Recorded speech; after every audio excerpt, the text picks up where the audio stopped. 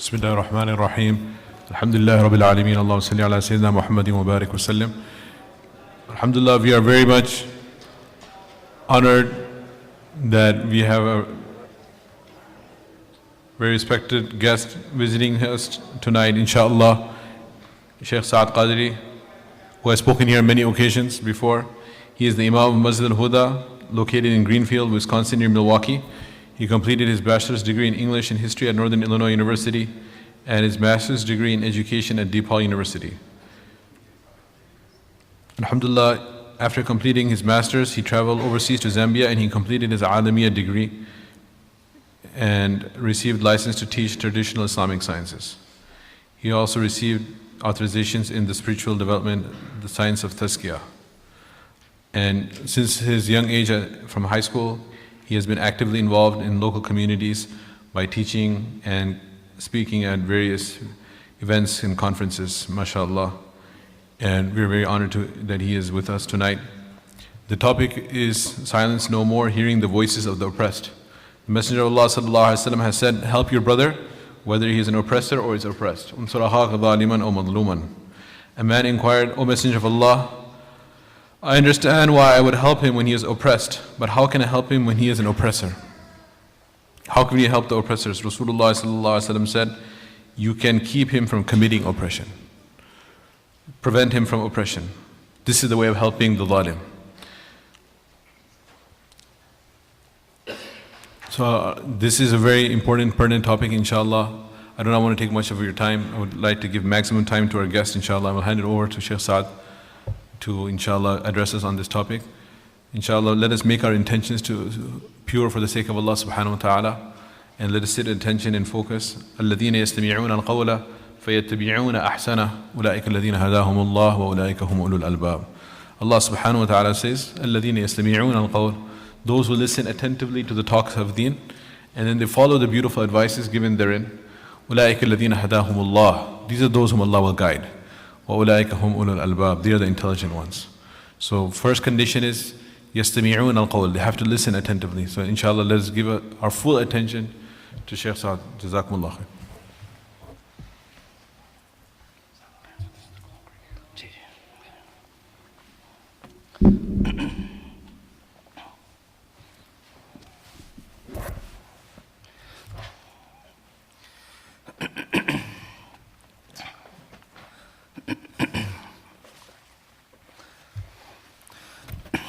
السلام عليكم ورحمة الله وبركاته.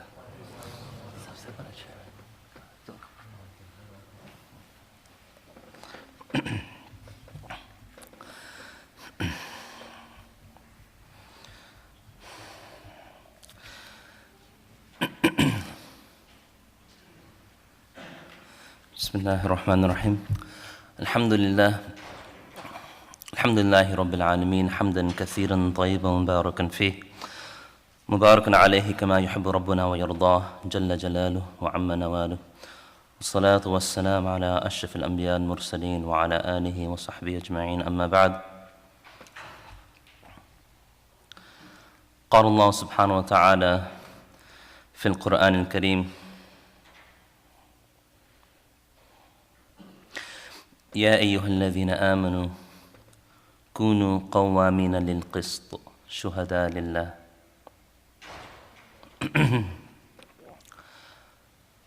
قال رسول الله صلى الله عليه وسلم: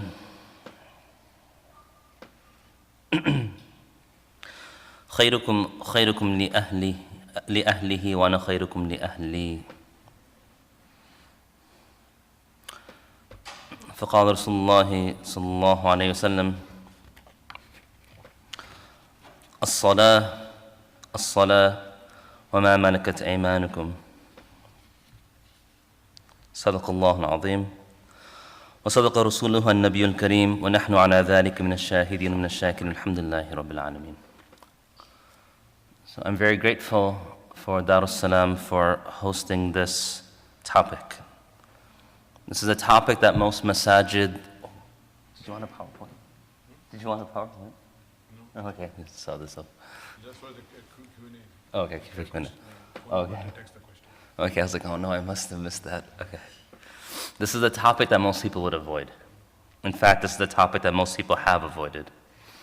And it's a testimony to this institution that they took upon this topic in a day and age when criticism is so easily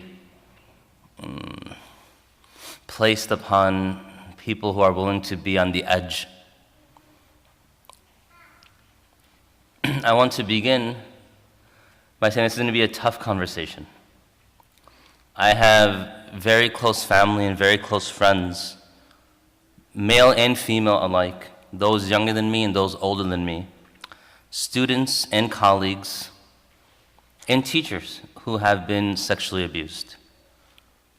So I would like to think that I'm not speaking about this in some sort of bubble, because this has been something that I've been dealing with for the majority of my life, although alhamdulillah it's never happened to me. So long as I can remember, there's always been someone around me who had been victimized by this. Secondly, I came from my parents' place. I went and I dropped off my kids, and my mother asked if we could have dinner, so I sat with her and we had dinner together. And my eldest, Zaid, he's 11 years old, he came and he sat down. And apparently this past week, my wife had spoken to him about the shootings that had taken place, the school shootings. And so my sons, they both go to, or my two older sons, they both go to madrasa for memorization of Quran at IFN with Qari Uthman Sharif. And so my wife was telling them that if someone does come, this doesn't happen, but if it does happen, make sure that you hide and make sure that you take cover. And so my son, he's almost a black belt. He'll be a black belt inshallah in a month. Both of them are almost, the two old ones are almost black belts. Anas is nothing, he's 3 months old. So Zaid said, well, should I use my taekwondo on him? And so my wife said, no, what you do is you hide. So she told me later, and I said, no, he's trained for a reason. So then he brought it up in front of my mom. So I was thinking, out of all the places you bring this up in front of my mom, already I'm an extremist to her. I'm a vegetarian, and I don't like doing this, I don't like doing that, and it just, every time I call them, they're probably like, now what? This is something else. And so so Zaid said, Baba, Mama spoke to me about this, and I said, yeah, Zaid, she's right, it could happen. And if it does happen, if you see something suspicious, just tell someone who's in charge. Don't take matters into your own hands. So he said, what if he comes in? Now what do I do? He said, won't this be a type of jihad? Won't I be shaheed? I said, you could likely be shaheed. So what should I do? So I know what your mom has told you, but I would be very proud if I know that my son died protecting others. And so he started crying. It was a very difficult conversation to have with an 11-year-old. To say that, an incident might happen. Now, everyone here is thinking, why would you have that conversation? This incident will never happen. Well, those of us from DeKalb, we know, I think it's been 11 years? 10 years. On February 14th, that there was a shooter where I used to go to college, and I was living there. And not only was there a shooter, but that shooter was a friend of mine. The shooter was a friend of mine. And the shooter actually used to come to my home for Arabic, because we used to be in the same Arabic class. He used to come to my home, and I used to tutor him and a few other classmates, and my wife would prepare food, and she would leave, and they would come, and we'd have revision together, takrar within university. And we would just review because the teachers were brought in from overseas, and it was just difficult. So never would I have expected Steve to do something. No way. And never would I expect anything in DeKalb. See, DeKalb, those of you from DeKalb, when 9/11 occurred, and that was my first year of college, I remember people saying the planes hit the Twin Towers. And then they began to say that we need to get away from the home student center because it's the tallest building in DeKalb. I think this masjid is taller than that building. But they were genuinely concerned. Forget the Sears Tower or Willis Tower now in downtown. They said maybe they'll fly it into the home student center in DeKalb. Thinking, really, we have nothing. We have corn, and we have nothing. But they were genuinely concerned. And so no one ever thought anything would happen in DeKalb. And lo and behold, we had a shooting. And I forgot how many passed away, how many were killed, but no one ever thinks it's going to happen. So no one ever has these conversations. And because no one has these conversations, no one's prepared for it. When I was at my masjid, I was teaching, helping the Hifz class there a year and a half ago, we had a shooter just a block or so north of us. And so we got a message saying that there's a shooter in the area. And no one in our masjids ever practiced lockdown procedures. I happen to have worked in a schools for 10 years, so we did the lockdown procedure right away. But no one knew about anything. There was some discussion, should we just take them out and usher them to their homes? Like, no, the shooter is a block away. Then within a certain mile radius, everything shuts down. You can't just go out. And so, because these conversations are never had, we become victimized very easily. Remember when we moved, and yes, will they have tears? Yes, they will have tears. My son was crying. It's not easy to watch your son cry. And then I was like, Zayd, don't think about it too much. You're bringing something up, so I'm responding, but don't overthink it.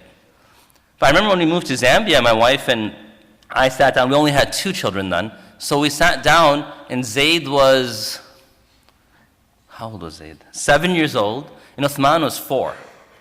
And so we said, look, we're in a different country now. And we don't know the people here. We don't know anything about here. So I want you guys to remember the following.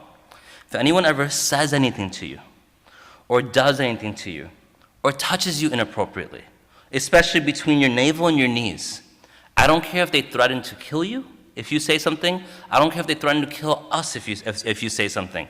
You have to say something. And he looked at me in this strange way, like, what would happen? And we're almost frightening him about for being in Zambia, but then we said, this is for everywhere. And we just renewed that conversation a few months back with our kids. Said, we don't know if you remember this. We had this conversation. We want you to remember this. And Zayd said, I think I remember something like this. Uthman had no idea. He was 4 then. Now he's 9. But these are conversations we have to have. And if anyone has read Seerah, we know the Prophet ﷺ, he didn't receive revelation and all of a sudden tell his family, you're all Muslim. Fatima radiallahu anha was the youngest. According to some of the historians, she was only 4 years old at that time. He had a conversation with her. He sat down and presented Islam to her. It was a serious conversation. It was a social departure from the norms that they grew. Now, they didn't grow up as a family that worshipped idols. Hasha lillah, of course not. But still, it was a departure from what they knew to be a general social tradition. And so he presented it to all of his children, and his children subsequently accepted it. And so we see within the sunnah of the Prophet ﷺ that he had conversations with people. When Abu Umair's bird passes away, he doesn't try to avoid the conversation of death. He doesn't sit and say, it bought the farm. Would say that, but don't worry, it flew somewhere else. It's just sleeping, as many people would say. He actually posed the question to his to the brother of Anas radiallahu anhu, Ya Aba Umair, ma fa'ala an-Nughayr? Oh Abu Umair, what happened? What did the small bird do? What happened to it? Meaning the children weren't veiled from conversations; they were introduced to conversations. In fact, if you look at Umar radiallahu anhu, when his son Abdullah bin Umar radiallahu anhuma and his brother Zayd bin Khattab radiallahu anhu, they go in battle. And Zayd radiallahu anhu is made shaheed. And Abdullah bin Umar radiallahu anhuma, he comes back, and when he comes to the door, there's an assumption that his father is going to celebrate his return. His father very sternly says, how dare you return? Your uncle shaheed, and you dare show your face? So he said, oh my father, I tried to become shaheed. It was written for my uncle, it was not written for me. And then Umar radiallahu anhu, he said, about his brother, he preceded him in 2 ways. He became Muslim before him, and he gained shahada before him. But you don't see with Abdullah bin Umar radiallahu anhuma, the conversation was just hiding something. He made clear that, death is a reality, and I would have loved to see you become shaheed. When Abu Bakr radiallahu anhu's son, for so long, is not Muslim, becomes Muslim, and now they're having a conversation, they're smiling, all this time they lived apart, they come back together. Then his son says, oh my father, so many times I saw you in battle, and you were in my range for my arrow, and I could have picked you off, but you're my father, so I let you go. So Abu Bakr radiallahu anhu's face changes completely. And what does he say? He said, oh my son, if even one moment I saw you at the field, I would not have held back. Real conversations that took place between the Sahaba radiallahu anhum and their children, between the Salaf al-Salihin. And this is something that we sometimes assume that if we hide it enough, it won't become an issue. But all that's happened is people remain silent, and with this silence brews this type of anger and this type of resentment. And then it comes out once it gets bottled up, and it can't be held anymore. So it just sort of overflows. And so this is a step. This is not the end solution. I'm going to apologize in advance. There are some people who may be sitting here that I may offend, and that's not my intention. I do not come here as an expert on this topic. I do not come here as an expert in mainly anything other than hopefully English. I just come here as someone who is passionate about the subject and has had some experience and has had to deal with it. And my wife happens to be, along being an alima, she's a therapist as well. But I might say things that people might be upset with. They might say this is not agreeable. This is distasteful, and that's fine. You're allowed to feel that way. And I encourage you to voice your constructive criticism to me and or the organizers so that future conversations on this topic can further be refined. Many of you don't understand the feedback that we received before this began. My wife was receiving text messages. I was receiving text messages. I know the teachers are receiving text messages. People began to speak about their conditions. The day before yesterday, there's a brother who spoke to me about how he's in his 30s, how he was sexually abused when he was younger. Another person just brought up her situation just a few days before that, how after the passing of her father, one of her family members came and violated her. I mean, it's a reality. People, these predators, they prey, EY, not AY, they prey upon these victims in the most vulnerable situations and circumstances. And a lot of these stories began to come out this week. And so this conversation that we have will not be all-encompassing by any stretch of the imagination, but it's a start. And where I falter, it's my own fault. It's my own ignorance. It's my own arrogance. It's shaitan's influence. And where things are right, then that's Allah's blessing. That's my teacher's effort, my parents' du'as. And we'll go forward from there. That's the idea. We'll go forward from there. There's so much I want to talk about today. I never take excessive notes. I always usually have a small card with a few things written here and there. But this time, I really sat down and tried to put some effort into this so that I don't betray the right that the masjid has over me, nor that you have over me. Allah subhanahu wa ta'ala has created human beings with needs and desires. And these needs and desires are many in number, and they all have a permissible outlet and an impermissible outlet.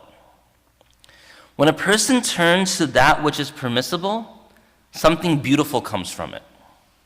This is in any avenue. And when something is turned to that's impermissible, then oftentimes harm comes from it and ugliness comes from it. Allah Ta'ala made multiple avenues because He is the most merciful. If He so wanted, He could have made the only thing that we have the right to do is worship and nothing else, and everything else would have been a test that we had no outlet to express, and subsequently we would have been in a lot of difficulty. But Allah subhanahu wa ta'ala, إِنَّ اللَّهَ لَا يَظْلِمُ النَّاسِ شَيْئًا. Allah does not oppress mankind at all. In fact, وَلَكِنَّ النَّاسِ, rather mankind, what do? They oppress themselves. إِنَّمَا بَغْيُكُمْ عَلَىٰ أَنفُسِكُمْ. Your wrongdoing, your oppression is against ourselves. And so sometimes when people say, why did Allah allow this? If we have time, I want to get into that topic. I want us to establish some premise when we begin this conversation. This conversation is going to take place under the umbrella of deen. So sometimes people say, well, the deen is antiquated, it's old, we can't utilize it. That's not true. The deen has been made in such a way that what was applicable 1400 years ago is still applicable today and will be applicable until the end of time. This is why no other prophet nor any other book will ever come after our Prophet ﷺ in the Quran that we've been gifted. So for someone to say that this is antiquated and it won't fit, that's not true. But Allah Ta'ala allowed the details to be reinterpreted and understood in context of our society today. So many people will be shocked to find that Allah Subhanahu wa Ta'ala has established such a world that the things from which we suffer today existed 1400 years ago. The conversation of molestation and rape has actually occurred within hadith. We see in the Musannaf of Ibn Abi Shayba, rahmatullahi alayh, the Jami' of Imam Tirmidhi, rahmatullahi alayh. We see it in many various texts. Because these things do not just come only at the end of time. Yes, they might be magnified in some ways. But they occurred before and they were dealt with in a certain way. And that proved to be an example and a premise and a foundation of how we're going to move forward. Now, can we improve on certain things? Yes, there's certain things we can improve on. There is no doubt now that we have means of communication that did not exist in the past. Thus, we need to make people more aware of this reality and what our deen condones and permits and what it prohibits in ways that we might not have been able to do before. So we can, quote unquote, improve in the way we relay the message, meaning that we have the ability to reach more people immediately at the blink of an eye. In our deen, Allah subhanahu wa ta'ala, Rasulullah sallallahu alaihi wasallam, he mentioned something very interesting. He said, help your brother. Help your brother. Unsuru akhak. Help your brother. Zaliman aw mazluma. Be that individual the oppressor or the oppressed. And Mufti Saad was just mentioning this. Now there's a shock value. Because people begin to think, well, we know how to help someone who's oppressed. And this is how the Sahaba radiallahu anhum responded. But how do we help the oppressor? This is going to be a sticky topic that we get into tonight. Because sometimes victims say, I don't want help for the oppressor. The oppressor should be made to suffer. So one of the premises that we have to recognize is Allah Ta'ala is the most just. And He will take everything into account. But some of those things will not be taken into account in this world. And this is why we have the Day of Judgment. La dhulma alaykum al-yawm. On the Day of Judgment, there will be no oppression. Any wrongdoing will be addressed, will be redressed to the extent, Ya laytani kuntu turaba. This verse, if we look in the tafsir of it, we see the Prophet ﷺ mention that the goat or the ram that was hornless, that was attacked by the ram with horns, will now have to be held account. And what's the account? The one without horns will be given horns, the one with horns will have the horns taken away, and retribution will occur. Everything will have a set retribution on that day. Thus, sometimes we seek justice in this world, and as Muslims we aim to, allow that to happen. However, we have a sharia under which we handle this. And subsequently, we know if something slips through the cracks, it's not permanent. Rather, it is waiting its time until the Day of Judgment. So these were just some premises I wanted to establish. The topic, silence no more. This topic is just there's so many details behind this topic. Unfortunately, we live in a time, in a day and an age, where the oppressors have an upper hand in many fields, in many spheres. And the mistakes that Muslims sometimes make, I'm saying Muslims, talking about our community, is we take the lesson from the oppression that occurs outside of our community and we let it come into our community. And this is something the Prophet ﷺ did not stand for. He did not allow an oppression that existed outside the community to be replicated within the community. I want to begin right away with the hadith that's in Jami' Tirmidhi. That it was narrated from, I'll just go into the hadith.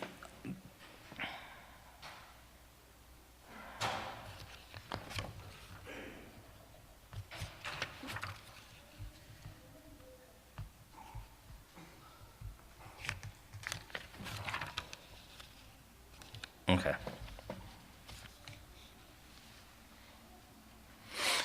In Jami' Tirmidhi, we see a very beautiful hadith of a woman.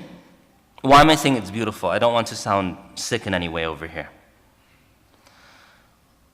There was a woman who was in Madinatul Munawwara. And when she was in Madinatul Munawwara, a man came and he overcame her. He overcame her, so it refers to either he touched her inappropriately or what some of the scholars translate as being he raped her. So when this woman was affected this way, she stood up. And when she stood up, she called for help. A group of men walked by her. They didn't do anything about it. Then the hadith mentions a group of Ansar, they came by. And when the group of Ansar, they came by, they listened to this woman. And when they listened to this woman, this is narrated by Wa'il bin Hujr radiallahu anhu, they came to her and they brought her to the Prophet sallallahu alaihi wasallam. When they brought her to the Prophet ﷺ, she said that man did such and such to me. Now I want us to listen to this hadith very closely because there's so many lessons that we learn right away. Now that man did such and such to me.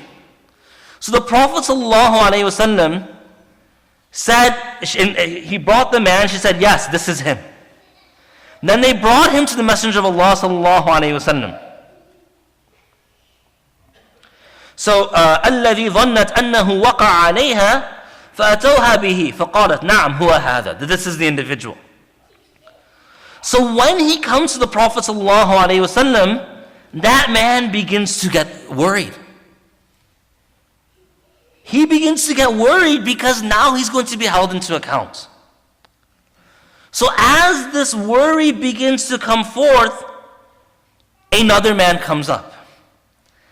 And he says, Ya Rasulullah, ana sahibuha. I'm the one who did this. So a man was accused and he was brought forth. And when he was brought forth, the Prophet ﷺ believed the testimony of the woman. And when he was being taken at that point, another Sahabi stood up and said, O Messenger of Allah, leave him. It was me. It was me.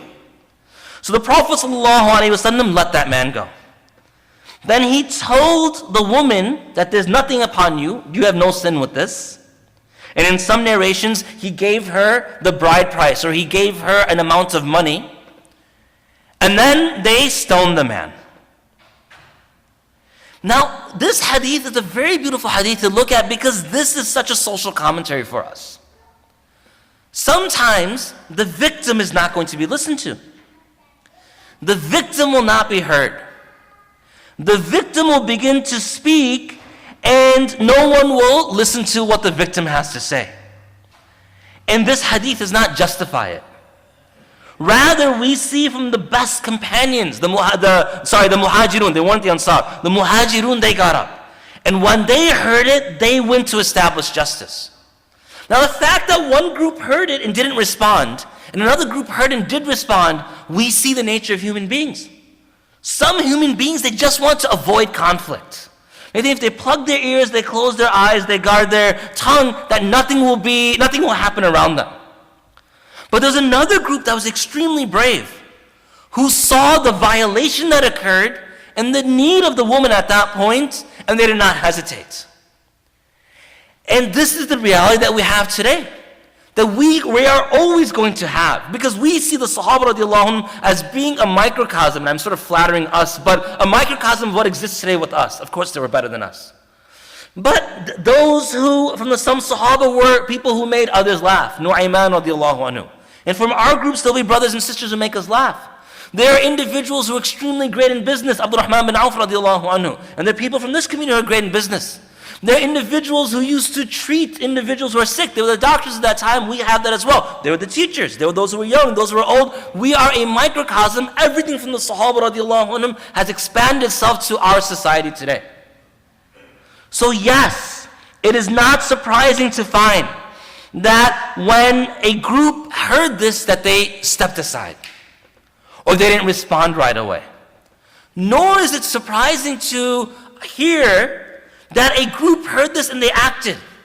And in Sahih Muslim, Rasulullah sallallahu alayhi wa sallam spoke about people who he called believers, those who do jahid biyadi or bilisani, the people who go and they strive or they do a type of jihad with their hands or with their tongue or with their heart. And after each description, he mentioned that that person's a believer, that person's a believer, that person's a believer. And unfortunately, what's happened today, the lowest part, and then there's another hadith about man ra'a munkara, that whoever sees something that is not correct, that he should or she should make the effort to change their hands or with their tongue or feel in their heart, and that's the lowest or weakest of faith. Why I'm bringing this up today is that we've sort of taken that last category and we've created a new one. And that new category are those who just ignore reality. They don't even feel it's wrong anymore. They don't even feel it's wrong anymore. There's a hadith that many of us studied in Zaad Talibin, الظلم ظلمات يوم القيامة. On Day of Judgment, oppression will be layers of oppression. Oppression will be excessive darkness, compiled darkness. Now, every time we read this, we have this picture on the Day of Judgment of one oppression will cause much darkness to encompass a person on the Day of Judgment. But just the other day when I was sort of preparing for this talk, one thought came to mind. And this thought came to mind based upon the following. There's a couple that I know where the husband was abused when he was young. He was sexually abused when he was young. And in this abuse, he lived in a situation where to speak about this was completely unheard of. And to make mention of this was something completely taboo. Because oftentimes, you have situations where it's the family members themselves who are violating this. And when we get into a narration, the Musannaf of Imam ibn Abi Shayba, you'll see that this has happened before. So this individual, from what I know, he's abused 6 or 7 other people when he became older. He was abused as a child. No one tended to that problem. And I'm not trying to justify his actions. There's no justification of that action at all. But subsequently, a lot of that began to come into him because, and I can't explain the psychology behind it, it's something that you have to ask a therapist or a psychologist. I can't explain the psychology behind it. But we see oftentimes those who are victimized.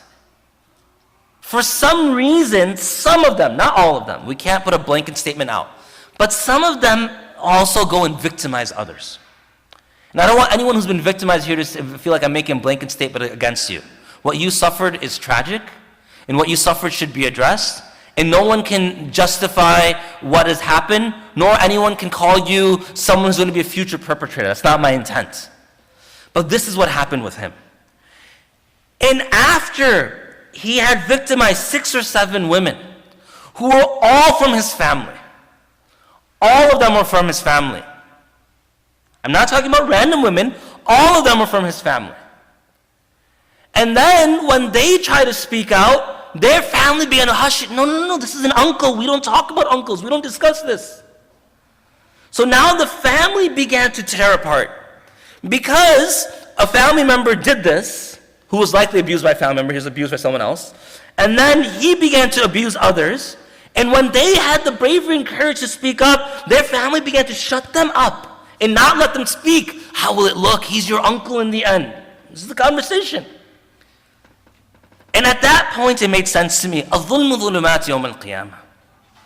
That the transgression of this one individual, and I don't know how high up the chain it goes, against this man, that one who transgressed this man is still guilty and accountable for what he did, has resulted in transgressions of his against others. One of those marriages that he transgressed a woman in that marriage has ended in divorce. And interestingly enough, in her marriage, her husband was also abused. And they could not function together. So we see that not only sometimes it's a cyclical, but oftentimes the domino effect that one hits and then there's a set of branches, there's an offshoot of all of these oppressions that occur and it trickles down. And we know that when a wrong occurs, the subsequent results of that wrong will also be brought forth. So on the Day of Judgment, one oppression, dhulumat. A person will see the reality of many oppressions having occurred on the Day of Judgment, and they'll be held accountable for it. In one narration, I'm going to come back to this narration, we see in the Musannaf Imam Ibn Abi Shaybah rahmatullahi alayh, that from Nafi' rahmatullahi alayh he reported that أَنَّ رَجُلٌ أَضَافَ أَهْلَ بَيْتٍ, that a person was invited into the house. I want to get to this right away. He was invited as a guest to the family. فَاسْتَقْرَهَ مِنْهُمْ إِمْرَأَةً, he forced himself amongst a woman in that group. There's one situation. I'm sorry, I'm going to be open about some of these situations today. I'm not going to mention names. And they're from different states, in different countries. So don't think this is just, oh, this is somewhere in Lombard, we have to go research this. It's not. There's a sister who, when she was in her teens, the family had invited a guest to the house. He's a family friend. He's a friend of the father's. So that person had complete access to the house. And this happens so many times. You know, my Urdu is very limited, but I know a few things here and there. Nahi, chalta, you know, this thing, we can let it go, I can let it happen. Adi, right? No problem. He makes his way upstairs where the girl is. He locks the door in the room and he rapes her. He rapes her. Not just molestation, complete rape. When the girl, now in complete trauma, goes to her mother shuts her up. It's a family friend, we don't talk about it. Only to find out later, and this is going to be a bit mature, so if you're not comfortable with your children being in here, I don't recommend that. This is probably not the best gathering to be in. I mean, this is a good gathering, nothing against any of us sitting here, but the conversation will be mature. Okay, can we put like a rated M sign on the front door just so people know, rated Muslim? No, it's mature. The conversation's going to be mature. And she refused to listen to her daughter, only to find out that that daughter was raped by this woman's husband's friend, who's also cheating. She was cheating on him, cheating on her husband with the friend. الظلم ظلمات يوم القيامة. It's not like these things happen in these small little bubbles. You can draw these neat lines around it. So many things come from it. The man was allowed unlimited access in the house. Why? Now we find out that he was committing adultery with the woman of the house, only to betray his own friend in that way, and then also rape the daughter of the friend. And the mother disowned the daughter when she went public with this. How can you do this to my lover? There are ramifications that occur when people don't take Sharia seriously. Now look, what I am not going to do today is say, sisters, if you have followed hijab properly, none of this would ever happen. That is stupid. That is foolish, that is ignorant, and that is not what we're saying. The Sahabiyat did not practice proper hijab. Is that what we're saying? Because that's what we're saying, then this is not where we should be sitting. We should go home and do a lot of tawbah. These things happen, and the victim is almost all the time innocent. In some situations, you'll find something where the person might not be innocent, and someone's going to be upset. How can you say that they're not innocent? Well, the reason I say that is because they actually it's consensual, but then they claim rape later because of the fact of certain reasons. I don't want to get into these things. So, أَضَافَ أَهْلَ بَيْتٍ فَاسْتَقْرَهَ مِنْهُمْ إِمْرَأَةً, that he came to the house, he was invited in. So many of the stories that I might share with you today are stories within the household. Our deen has established the rules of hijab for a reason. An uncle is an uncle if he's the direct relative of the father, i.e. brother, or the brother of the mother. An aunt is an aunt if she's the direct sister of the father or the mother.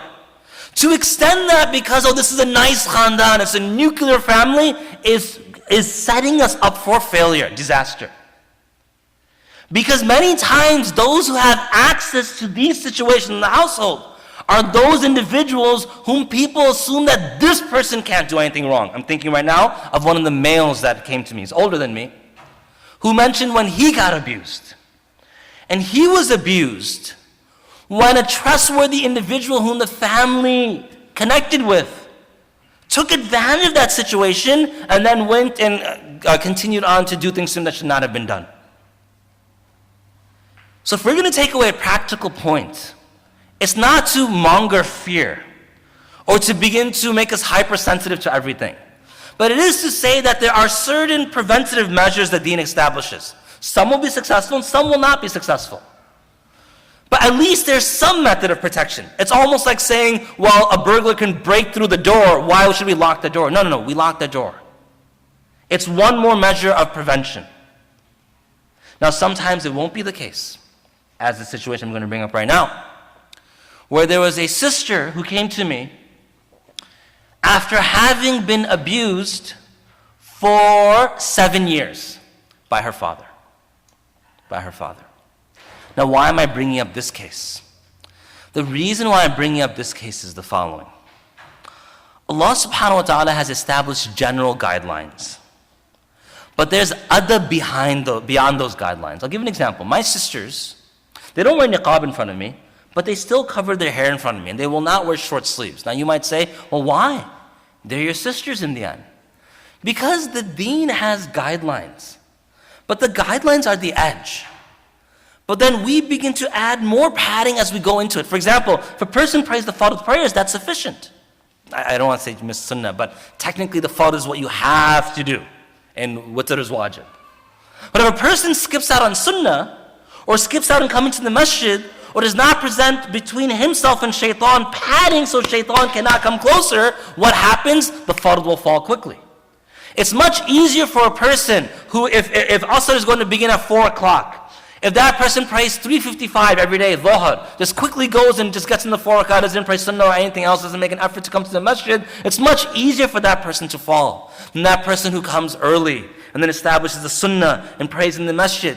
On a very bad day, that person might not come to the masjid, they'll pray the sunnah and everything at home. On a horrible day, maybe that person won't pray the 4 rakat before dhuhr, but at least pray the 4 rakat of dhuhr and the 2 rakat after. An extremely horrible day, maybe he'll miss all the sunnah, she'll miss all the sunnah, but it's putting barriers in between. So within our deen, yes, lowering the gaze, not touching the opposite gender from those who are not directly related, yes, that's there. But we also see the adab that has been taught by the salaf and the khalaf and the scholars, the ulama today. And one of those things is that we maintain modesty at all levels. We maintain modesty at all levels.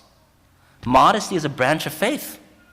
And anytime you remove a branch from a tree, there is less fruit, there's less produce, there's less production that will come from it. And when modesty gets removed, Rasulullah ﷺ mentioned that a Nabi from before him had said that if you lose modesty, then do whatever you want. It's a very strong branch. So one of the things that we should establish is this idea of being modest within the household.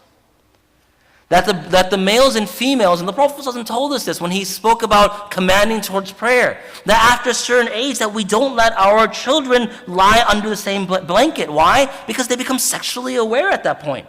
And when they become aware, things can happen in that capacity.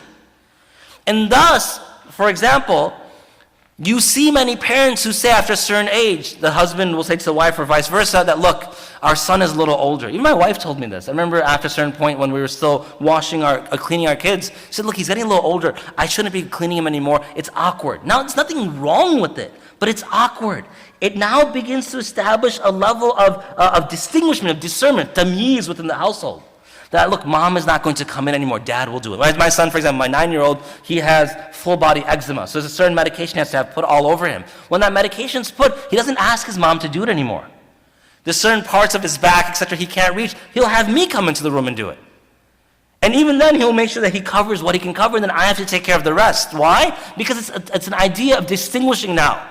Putting into the mind that there is a separation between genders.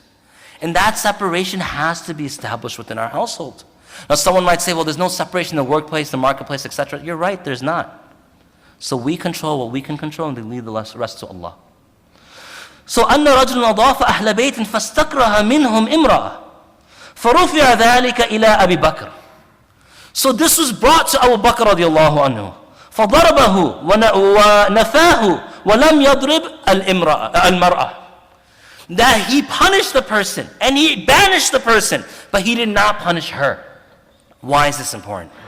So many times within our situations, in our households, etc., the victims are punished. You hear these things. What were you doing with them in the first place? What does that matter? If a woman is alone with me, the imam at the masjid, in my room, she shouldn't be alone, no doubt. But what, now all accountability from me gets thrown out the window because she's alone with me? If a person happens to be in a situation that's compromised, I'm not saying put yourself in compromised situations. Accountability doesn't fall. See, what we've done is we've begun to identify what was wrong. And yes, if a woman and man are alone, it's wrong. The Prophet ﷺ mentioned, "La takhluwan," and do not, this is ta'keed over here, do not have khalwa between a man and a woman. Yes, no doubt. But if khalwa occurs and more happens, a person can't just say, well, it was the khalwa's fault. No, it was your fault. It was my fault. It was the person who erred's fault. And sometimes in these situations, because the victims are so young, they don't understand this.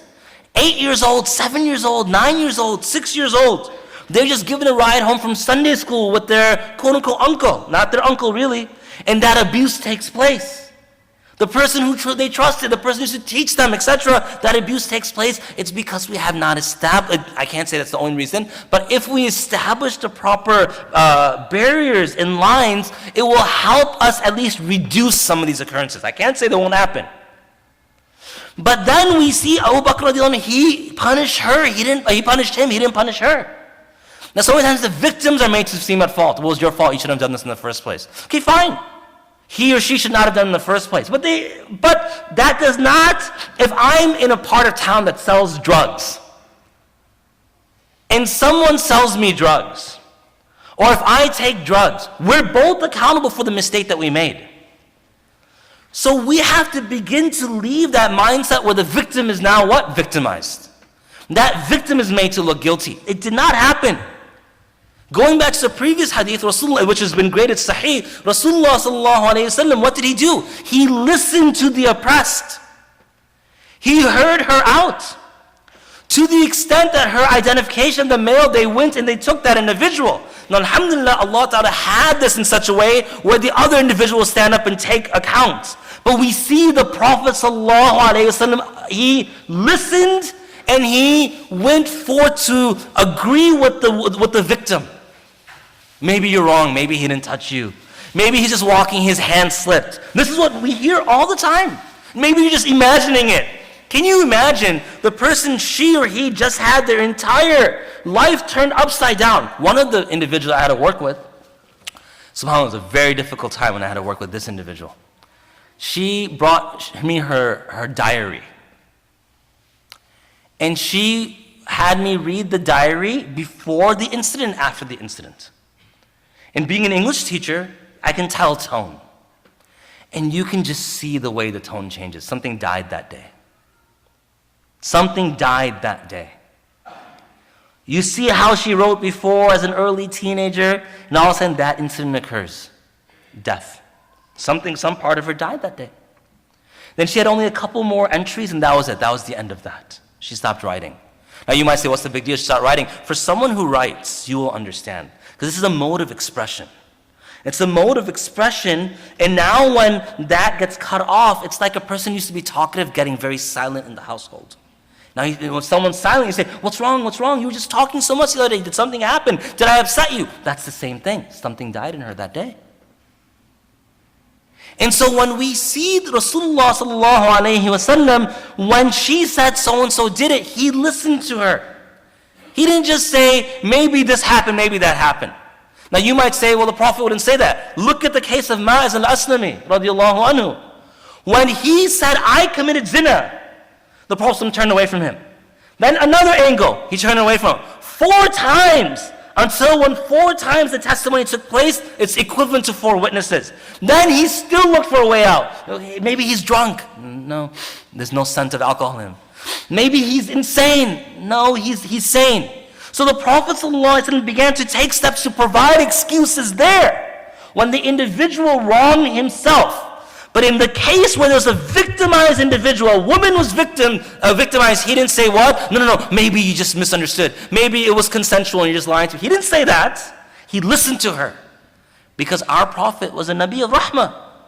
And he understood the psychology of the world that if you, now there's this interesting book I was reading called The Pedagogy of the Oppressed.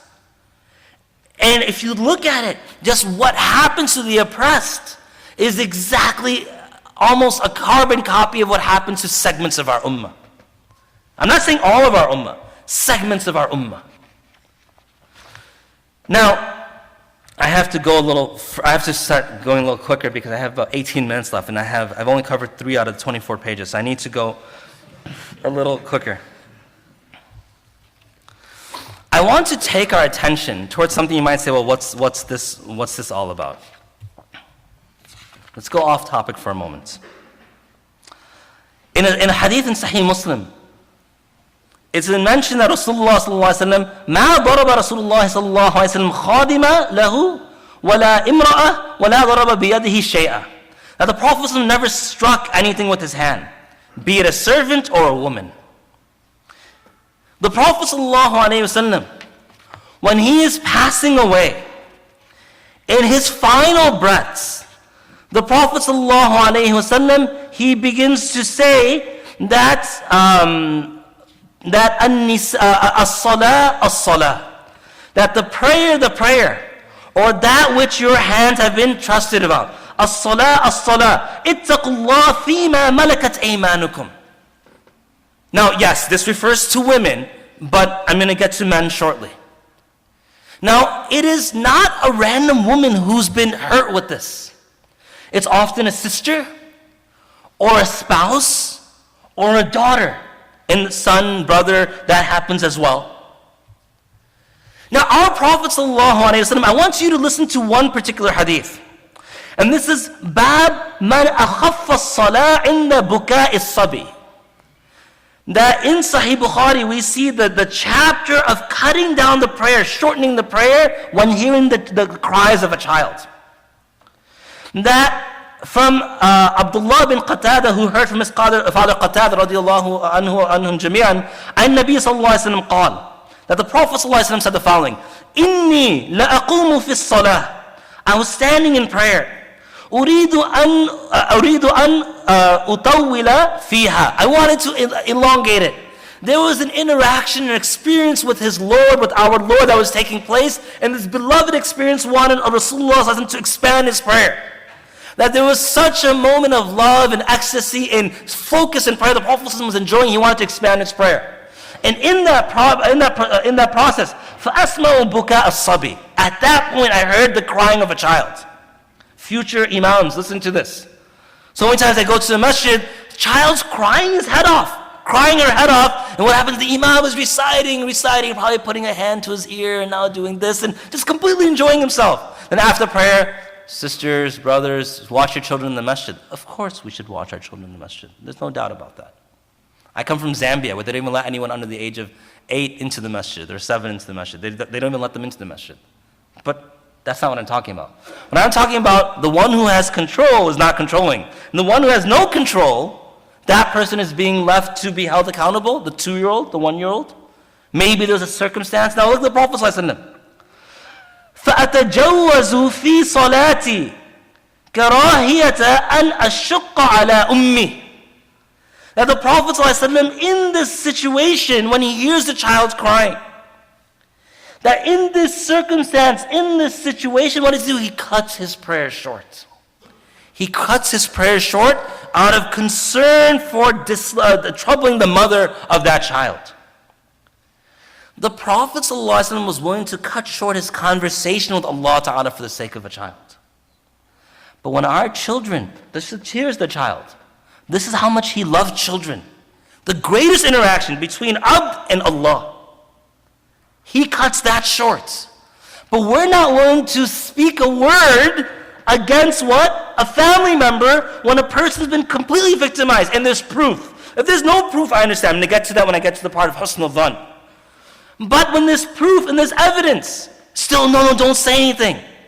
This is the sick backward thinking we've come to. There's a person who, one of the situations that were brought to me, that his son is serving time in jail for abusing a person in the community. I'm not saying this community, in that community. So when that father began to speak with me, I sort of was saying, I'm really sorry to hear what's happening. He said, why? I'm the one who turned my child in. I'm like, you turned your child in? He said, yes, I turned my child in. My child wronged a minor. I'm not letting him get away with that. And at that moment, that verse made sense. كونوا قوامين بالقسط or كونوا قوامين لله. There's 2 verses. But what do we see? وَلَوْ عَلَى. Even against whom? Yourselves or your parents or your family. This is what Islam asks from us. Not that all of a sudden we say, what? No, they're family. They're Quadri, my last name. They're Quadri, you can't say anything. That is a type of asabiyah. That you're going to stand up for the oppressor over the oppressed. When our Prophet said what? That we help the oppressor and the oppressed. We stop the oppressor in his or her oppression. And the oppressed, we help them out as well. And so, in this circumstance, where the Prophet ﷺ was so caring for children, our Prophet ﷺ, there's a hadith in Ibn Majah that we see Ibn Abbas radiallahu anhu قال رسول الله صلى الله عليه وسلم من كانت له أنثى فلم يئدها ولم يهنها ولم يؤثر ولده عليها قال يعني الذكور أدخله الله الجنة. That the Prophet ﷺ mentioned that if anyone has a female child, doesn't bury her alive, doesn't disgrace her, and doesn't prefer her with the male children over her, what happens? Allah will put that person to paradise. Our Prophet is saying not to prefer one child over the other, not to disgrace our women, not to bury them alive. And what's happening in our community? The woman is being buried in accusations. She's being buried in self-guilt. She's being buried in self-consciousness. Maybe I did something wrong. What did she do wrong? Nothing. But we bury them. Then we disgrace her. This is why women say, well, our testimony, our voice isn't heard. Of course it's not heard, because you have, not you, but in our community this begins to happen. And more women are abused than men statistically. Because the abuse rates for women have climbed from about 25 to 33%, where for men there's still about 16 to 18, 16 to 20%. So there's still less with the men being the victims. But our Prophet mentioned what? Enter that person into paradise. But what do? We prefer random strangers. Oh, I grew up with that person. How can I turn against that person? Your own daughter? Your own son? What does a child think? I'm nothing. Our children are being affected. This is what the Prophet, he's cutting short his prayer. He's promising paradise for people who take their children seriously. For people who take their children seriously. I mentioned his last advice when he is passing away is take care of your women. Take care of your women. So we have to see who is the victim. This is the future of our deen. This is the future of our world. And what? We just hope to close our ears and close our eyes and maybe cover our mouths, and all of a sudden, maybe this will all pass. Oh, just get married, you'll forget about it. Okay, I'll tell you about marriage. One sister, who my wife and she was helping her, I was sort of involved in the situation. She was getting married, and she was an abuse victim. So we're trying to explain to her that you have to get therapy for this. Because this will carry over to the marriage. And the woman just wasn't understanding. So finally my wife began to walk closer until she was right in her face. And the woman began to push her away, and she kept coming closer, and she kept pushing her away. I said, this is how your husband will be with you. He's going to come this close. If you're panicking now, if you're getting flashbacks of what has happened, and you have not worked through this, the marriage will fall apart. And indeed, marriages have fallen apart. Poor wife, poor husband who've been abused. What is their fault in the entire process, where all of a sudden they physically can't function anymore? They freeze in certain circumstances, almost like a paralysis that occurs. Their mind begins to panic. They see visions of what happened in the past when their actual beloved, their spouse, is in front of them. So when we stay silent, dhulumat, these are oppressions upon oppressions that occur. Then the children grow up seeing what? Mom and dad don't even sleep in the same room. Mom and dad never talk to one another. Anytime dad comes close, mom pushes away. But on television, on the internet, and the streets, etc., everyone else's parents are close. Not knowing what's happening, the psychology of the oppressed at that moment. So when we stay quiet and these things occur, and you might be saying, well, they don't happen. They happen very often. They happen very often. And this is what we have to open our eyes to, that this happens very, very often.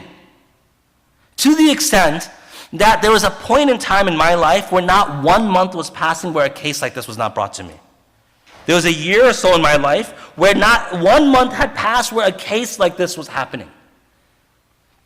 And I'm only 36. Some of you are older, you might be saying that much more than that happens. There's a brother I was speaking to the other day who used to live in a country, he's an Indo-Pak brother, he used to live in a different, ethnically different country. I don't want to mention which country. And he said because the Indo-Paks are treated a bit subpar there, he said myself and my friends would always get abused. We'd be walking to school, they'd grab us into the cars, they would pull us to the sides and make us do things that we're not comfortable doing. This happens very often. And alhamdulillah, his mother handled it well. And so he felt comfort, but he was able to forget about it and move on. But other people, it doesn't happen to them. For other people, it doesn't happen to them.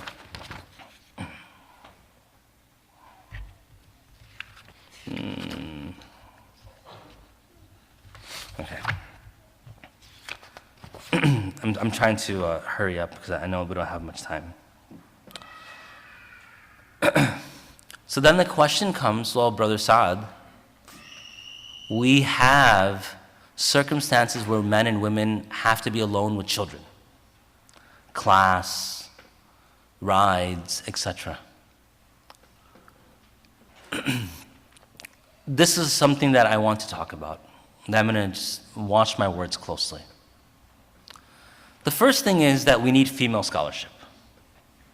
We need, I don't know how many daughters or wives or women are here, but we need women to study. Alhamdulillah, this year, one of my sisters, I have two sisters, they're both studying. One of them, she's finishing her Sahih Bukhari year, and my mother's finishing her Sahih Bukhari year. So it doesn't mean it has to happen right when they're 10, 12 years old. It can happen throughout your life. We need scholarship to be revived in the women. Because there are certain things, in certain circumstances, that historically have been problematic across the genders and across religions. So let's step away from Muslims for a moment. I'm sure many of you, and if you just search this, you'll find so many examples, have heard about junior high school, not just about high school, junior high school teachers who had relationships with their students. People have heard this before. In my own high school, my AP US history teacher and my chemistry teacher / wrestling coach were both guilty and kicked out of school for this. That they had relationships with the students. And they were both married. When a circumstance is created where men and women are now interacting, that becomes a very frightening, tempting fruit that's out there. So we need women to begin to study. And that studying has to take place such that they can now devote their lives to children. The makatib need women, the madaris need women. It feels very uncomfortable as an imam for a sister to come in. And she needs to talk. And I say, okay, well, if you're going to talk, come to my home, my wife needs to be there. No, this is really private, she can't hear it. Well, I have a personal rule, if my wife can't hear it, I can't hear it. And I'll get into personal rules shortly. But it gets very difficult. Now, alhamdulillah, my wife is a scholar, and so what happens is I often send them to her, and then she and I talk about it. But if the women are not there, and the men are put in that position, then unfortunately, there may be a violation of khalwa. There may be a violation of proper hijab. I'm not accusing men nor women. What I'm saying is when a circumstance presents itself, and if the greatest generation, the Sahaba radiallahu anhum, slipped, because if you study about Ma'iz al-Aslami, who comes right after him with the narration? Imra'at al-Ghamidiyya. She comes right after him, right? She comes right after. It literally comes right after. And she says to the Prophet when he's turning her away, are you going to do the same thing you did to Ma'iz to me? Is that what's going to happen? Because I'm pregnant. I can't avoid this. But if the greatest generation slipped, radiallahu anhum jami'an, then we can also slip. We can also slip. So we need women's scholarship. We need women who are going to be able to teach other women. Now, this doesn't mean same gender abuse doesn't occur. It occurs with the men and the women. But I'm going to get into that shortly as well. So then parents say, well, where can we send our kids? There's a few things that we have to look out for. One thing is to identify when is the circumstance going to be that my child will be alone or others will be with that child. Now, I spoke about conversations earlier on, that you need to educate your children about being touched improperly. But that type of reality has to be there. That this is not a one-on-one class. This is not a class where no one's present in the building. If you find in the madrasa, for example, there's 3 or 4 classes in one area. Okay, it's populated. There's a defense mechanism. Maybe there's recording cameras that are running for security purposes. There's a defense mechanism. Why? Because now that person's being held to account. And that accountability is absolutely necessary. Because non-Muslims slip and Muslims slip. Now for the teachers, and the soon-to-be teachers, and all of us who are not teachers as well, we have to begin purifying ourselves. Now people might say, well, the people who purify themselves, they also slip. That's true. But just because some defense mechanisms haven't worked for some, doesn't mean they're not going to work for everyone. Tasawwuf, tazkiyah, ilm al-ihsan is something that's getting a bad name as of late. I want to mention something. And that is that when you look at the tasawwuf, tazkiyah, and ilm al-ihsan, in the time of the Sahaba radiallahu anhum, do you see many ahadith, many of them about doing this type of wird and this type of dhikr? No, I mean, you do see that, it's definitely there, but not the way that we sometimes purport it. The early tasawwuf and tazkiyah was focused upon what act? Anyone? Self-affirmation. Through which particular method? Dhikr came a little, I mean, it was with it, but it sort of gained more importance later. Muraqabah was there as well, there's fikr as well, but something else was a natural presence within the Sahaba. Sorry? Tahajjud, yeah, so that lends to it. Mujahada. It's mujahada. Zuhd and mujahada. The nature of the nafs is that the nafs feeds upon what is most available to it. If the nafs is always given whatever it wants, it begins to have look, you have a child. Let's say you have a 5-year-old child. And you want to spoil that child. What do we do? Why do parents hate when kids go to the grandparents?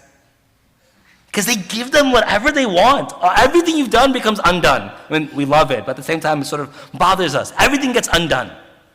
Child asks for candy, like, no candy for a just give it. You know, this is what my parents like. My daughter's like, Coke. I'm like, we don't keep Coke in our house. We don't keep beverages in our house like that. And my mom's like, just give it to her. I'm like, it's not even dinner, just give it to her.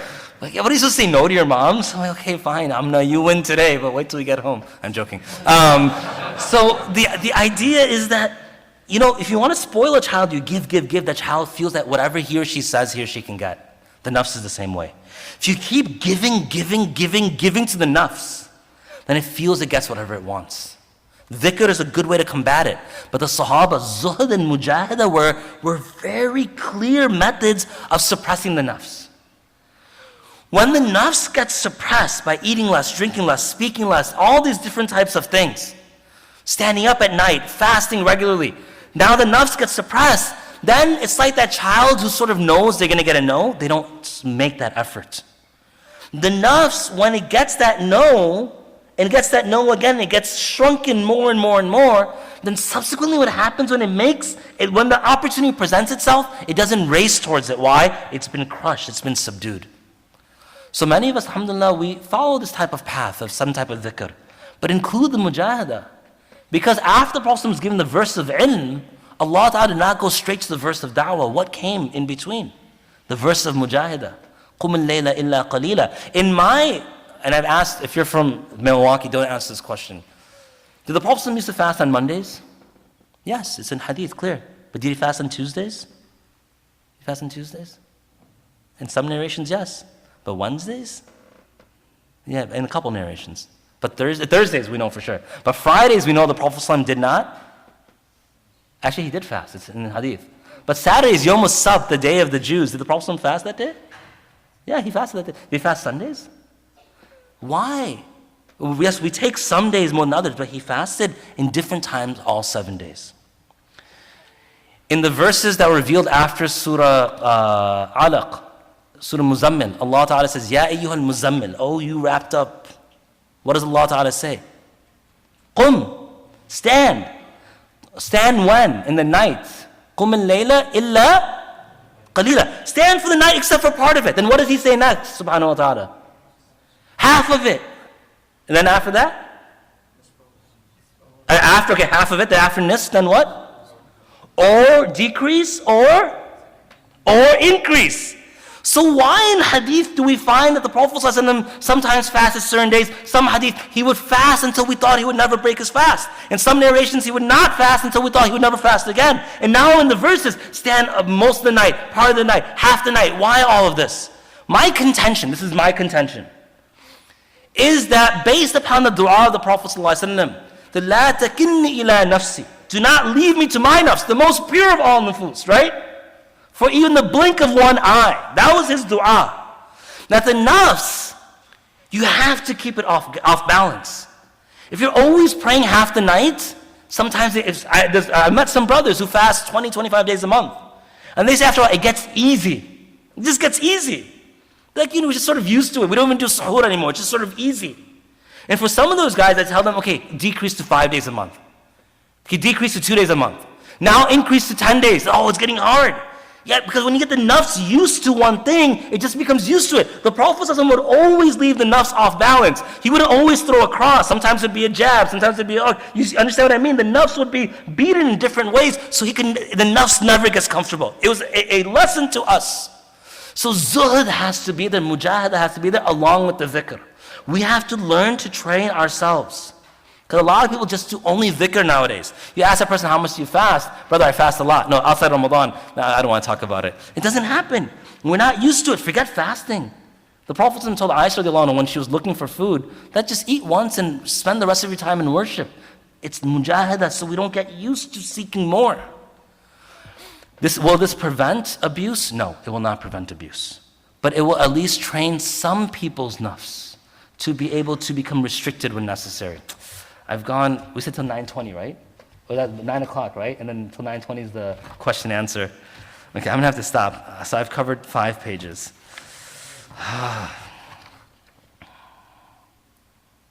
Okay, I'm gonna stop over here and we'll take question answer. I'm sorry I didn't get through everything. I was really hoping to be able to get through everything today. So what I'll do is we'll get to questions, and as questions are coming up, I just want to mention the following, just some takeaway points. The first takeaway point is the following. Do not ever blame the oppressed, the victim. It's not the victim's fault. Please get that clear. Secondly, never assume that a person can't be called out due to status or position. If the Sahaba radiallahu anhum slipped in certain ways, like that Sahabi, and I mentioned the hadith of Tirmidhi, was a Sahabi in the end, then what do we see? We see that others can also slip. We see that others can also slip.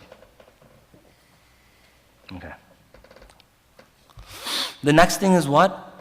Apply whatever is capable in your own power. And what is that? If you're going to send your child to maktab or madrasa, a female should be teaching the child. If it's a girl, a male should be teaching the child if it's a male. If there's not female teachers, as the case in many situations, then what happens? Find one that practices hijab properly. If they're in a different room and they're being taught through some sort of audio relay, then, okay, there's not that same fear isn't there. Whereas if they're sitting in front of the teacher, which it shouldn't happen that way. And that's how you just have an audio relay and then the PowerPoint, right? Yes, so the video is restricted to the PowerPoint and the audio is relayed. I mean, so it's different entrances, different rooms, etc. So what did I mention? And the next thing is that what? Speak to your children. Let them know this is a reality. And constantly speak to them. Begin to become aware of behavioral patterns that change. Child is talkative, doesn't want to be talkative anymore. Child no longer wants to go to a certain person's house anymore. Child is really unwilling to go to a certain institution or class, etc. These patterns of change, they are, a sign is sufficient for the wise. They become means by which we can identify what's happened. Don't be embarrassed. Don't be embarrassed. We have this complex where, she'll never get married. Alhamdulillah, they get married.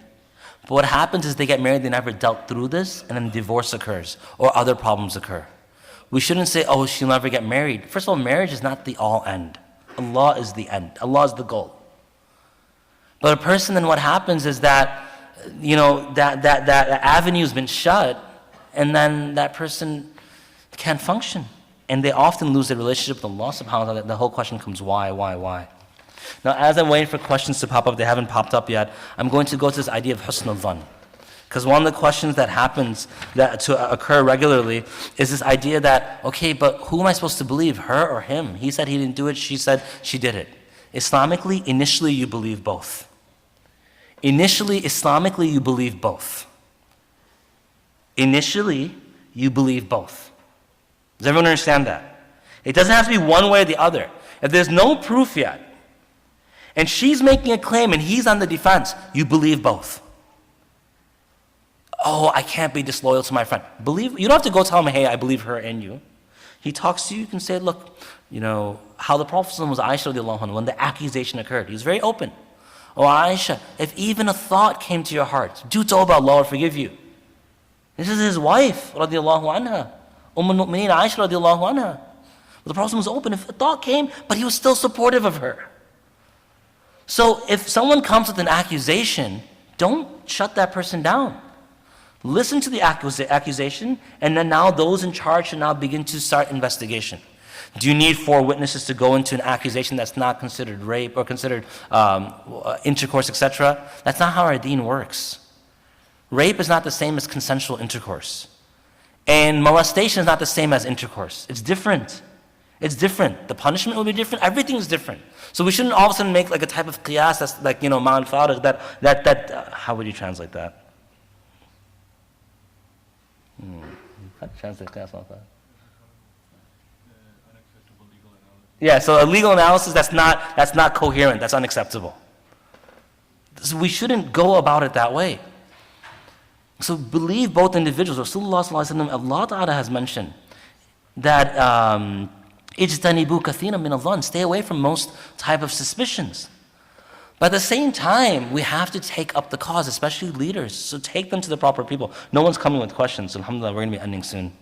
It's cool with me because I was actually sort of uncomfortable taking questions about this. When Mufti Saab sort of said, are you sure you're not going to take questions? And I know what that meant. So Rasulullah sallallahu alaihi wasallam has mentioned that to be careful of suspicion. It's the worst of speech. But at the same time, we don't disregard it. We have to do diligence to identify if something went wrong. And we believe the victim in the process. We don't just throw her or him out. We believe that person in the process. If there's irrefutable evidence that something happened, then we don't just say, well, this is a very prominent figure for the sake of deen. What do you mean for the sake of deen? So the deen of some people is important, the deen of others not important? Oh, this person has many students. Okay, fine, the person has students. Isn't she a human being? Isn't he a human being, the one who's being oppressed? So for the sake of their deen, I'm not saying throw deen out the window. I'm saying accountability is accountability. If a worker is a good worker, but he messes up, she messes up in one place, they don't just say, oh, in general they're good. Say, I'm sorry, we have to get rid of you. So yes, we protect deen. Yes, we don't want fitna to come in. But these victims, what do we do for them? So these conversations have to be had.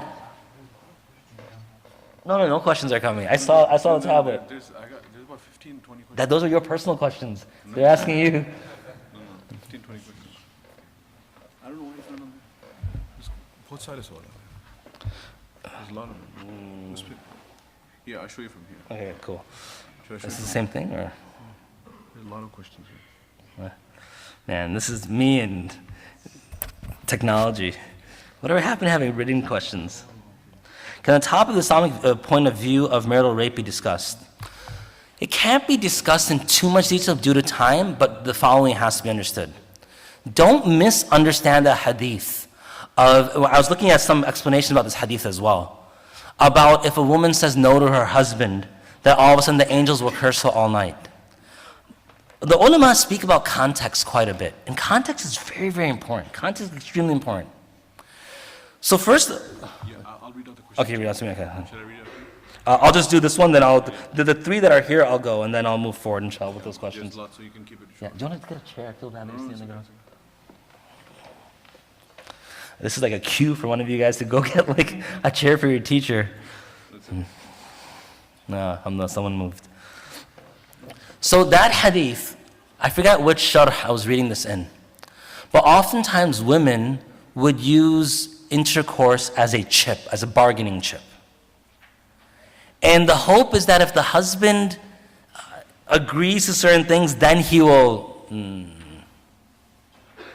then they'll be intimate. Okay, you have to keep propriety, especially in the masjid. So when a woman is using this as a bargaining chip, then yes, this hadith is very applicable. That be careful, a person, she will be cursed until dawn. But the Prophet ﷺ, nothing about him would have supported marital rape. No way. We see the Prophet ﷺ came to a woman who was betrothed to him for marriage. I forgot which book, was this Sunan Nasa'i? Where he went in and then she said, I seek protection from Allah. I think it's Sunan Nasa'i, I don't remember right now. But you know what I'm talking about, right? Yeah. So a woman came, the Prophet ﷺ a community gave her a woman in marriage. And so he came to her and she said, I fear Allah. I seek protection from Allah. And so the Prophet ﷺ left her. He left her. And that marriage did not occur. Now, when you study the hadith, some of the ulama, they say that actually some of the Ummahat al-Mu'mineen played a joke on her. They were trying to say, the Prophet ﷺ loves if you play hard to get. So she was trying to play hard to get. But that's not the point. The point is when she showed, this is not an interest for me, the Prophet did not continue. Sallallahu Alaihi Wasallam, he did not continue. He stepped away. And this is how we have to view it. Our unhealthy sexual relationships in our marriage is very detrimental to our community. It's very, very unhealthy. Look, women, I'm not saying anything against you, because I'm actually a firm believer that there's two sunnahs. I'm a firm believer there's two sunnahs of one marriage and multiple marriages. And the reason for this is that the Prophet in the time of his 23 years of nubuwah, of being a prophet, he was married as a monogamous relationship from the age of 40 to about 52, so that's 12 years. Then from the age of 54 to about 63, about 10 years, he was in a polygamous relationship. And I feel the Prophet did this why? To show those who are in a monogamous community, this is how marriages should work. And those who are in polygamous communities, this is how marriages should work. That's why even the youth, the prime of his life, he did not take. This is the understanding I have of this. Again, this is my understanding. This could be from my tafarrudat. That's fine. But in the end, it's my understanding of it. And I'm being very open with that. The Prophet ﷺ, he lived as an example for everyone, not just polygamous relationships or monogamous relationships. But I do have to be open about one thing. From what I spoke to my wife when she deals with sisters, without mentioning sisters' names to me, she doesn't tell me the sisters. There seems to be a difference of how men and women look at marital relationships, the intimacy. And thus, many men, they wish that they can have polygamous relationships. Why? When one wife is not available, another wife would be available. Now that sounds bad, available. But you also have to understand the following. Men are very romantic, but men also have this desire. And I can't speak on behalf of women because I'm not a woman. Now women are saying, well, it's not true about we're the same way. Maybe it is the same way, I don't know. Never been a woman, I don't have any plans about it right now. Men, I spoke to a scholar, an older scholar, he said he's dealt with this relationship, this problem a lot. He said for men, sometimes intimacy is it's like a need. It's not just a want, it's a need. Almost like eating, etc. Or I know I don't want to debase it. And then it is a carnal desire. It's like, you have to use the restroom, you have to eat, there's these needs that you have on Maslow's hierarchy. Love, romance, intimacy is one thing, but just the sexual part of it is another thing. So there's a senior mufti who's talking about this. He said a lot of women, because they're not men, they don't understand that psychology of it. So I'm not blaming the women. Don't take it that way. I'm not saying men should then go and take advantage of their wives in whatever way. I'm not saying that. Don't get me wrong. But I think sometimes women don't hear this, and they need to hear it. That for men, this is why unfortunately, a lot of husbands I hear about, what happens, the wife says, he has a pornography problem, which is another thing we need to avoid if we want to stop this thing. And then in that situation, but when you speak to the couple, the guy says, and again, it's not the wife's fault. I'm not trying to blame one person. Well, she's not there for me. She's tired from work, etc. And I want to understand, but I need something. And again, it's not acceptable, but I'm just telling you the conversations that come up. So marital rape is Islamically inappropriate. It's incorrect. It's incorrect. It's sinful according to a few scholars that I spoke to, and I would assume that's the majority of the ulama. That's my opinion on it as well. It's sinful. And we see no example of it from the Prophet ﷺ. That being the case, please develop healthy, intimate relationships. Be open in your conversations. Don't expect things to be how Hollywood or Bollywood or Gollywood or Lollywood, I don't know what these names are, make it seem. It's a very human interaction. So keep it in that level and be open about it. Molestation of women in Masjid al-Haram, others say, oh, this is a key point. This hashtag #MeToo became hashtag Mosque #MeToo. And what did Muslims say? Don't tell people this. Why not tell people this? Okay, I'm not saying go tell the world that we have sick perverts walking through the haram. I'm not saying that. But at the same time, it helped me out because when Allah Ta'ala blessed my wife and I to go to Hajj 10 years ago, when I did tawaf, the women can't see this, but I told my wife, you're going to stand right in front of my chest and I'm going to keep my arms, and you see these, mashallah, I keep my arms around her and I kept my elbows out. And some people didn't like it who were walking next to me. But I didn't touch her, but I had my arms around her like this, and I walked this way the entire way. Why? Because someone informed me that there are people with perverted minds that come there, and they take advantage of it. So I benefited from open conversation. So molestation of women anywhere, the mosque, Masjid al-Haram, anywhere is not permissible. Especially in these areas, ittaqillah. Have taqwa of Allah Ta'ala, fear Allah. And if you feel this might overtake you, and I'm not calling out any individual here, but if you feel this might overtake you, go speak to someone.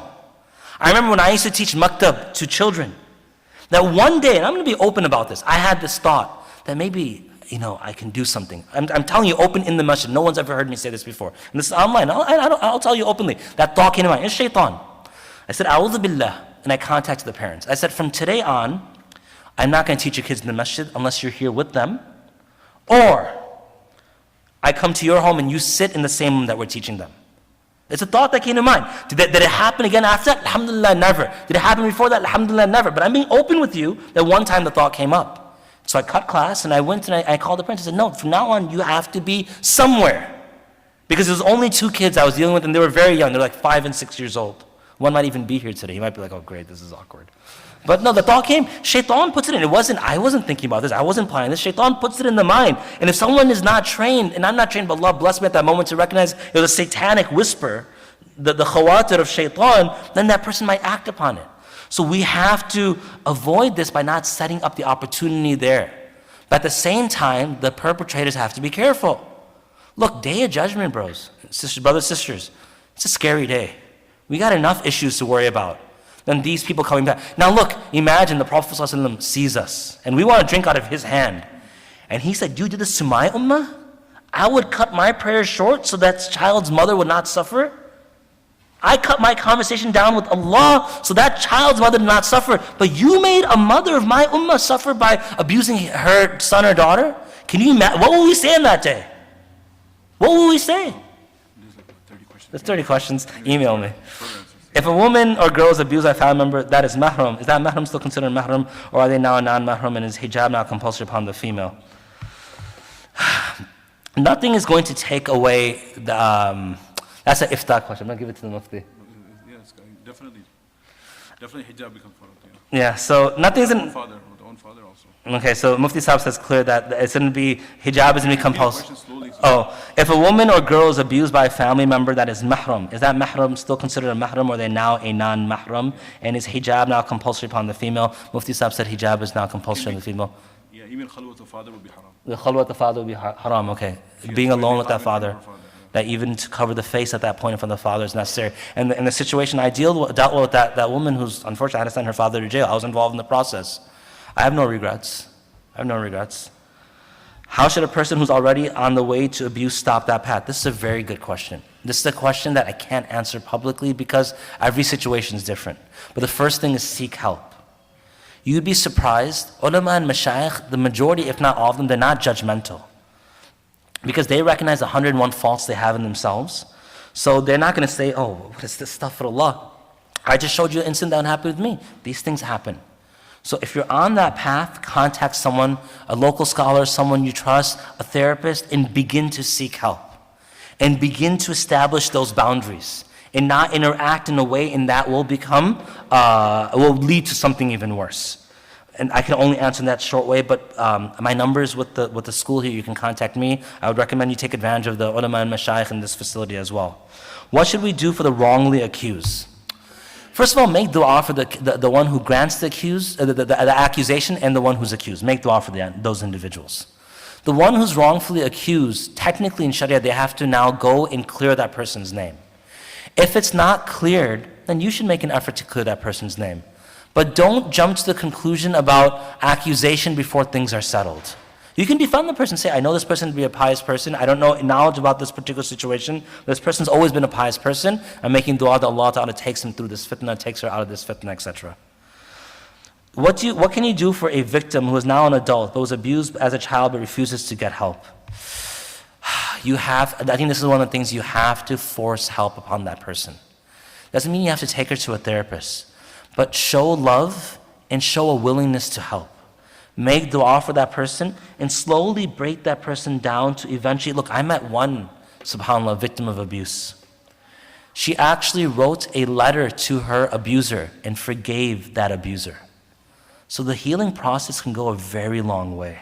And she makes dua for that person now and asks Allah to take that out of his heart. The healing process can go a very long way if it's handled properly. So I would say to continuously be the support for that individual and try to slowly get that person to recognize help and make dua for that person. There's really nothing outside of you. You can't force therapy. If you try to force therapy, it's not going to work. People don't open up often. Sometimes they do. How is the modesty between father-in-law and daughter-in-law? Technically, they can't marry. But at the same time, a person has to recognize the following. And look, I'm going to say this in the most appropriate way possible. Rasulullah ﷺ mentioned that the brother-in-law I'm talking about brother-in-law for a moment. The brother-in-law is death. And often we see brother-in-laws are treated like brothers. I don't know why. If there's two sisters, and one gets married and the other one could be married or not, and she has a brother-in-law. Now, likely those sisters look similar. The one who married, she might have had a child, maybe gained some weight after childbirth, and the other one might not have. If that brother-in-law and sister-in-law are openly communicating, or for example, a woman has a husband who has a brother, so like for example, and I'm not putting anything wrong with this statement, I just want to compare my brother and me for a moment. My brother is 6'1", I'm 5'6". My brother, alhamdulillah, I don't see any pimple marks on him, I have all these pimple scars. I've lost my hair, he's kept his hair. I'm chunky, he's thin. He has a better recitation than I do. He is definitely more muttaqi than I am. He makes more money than I do. A lot of things going his way.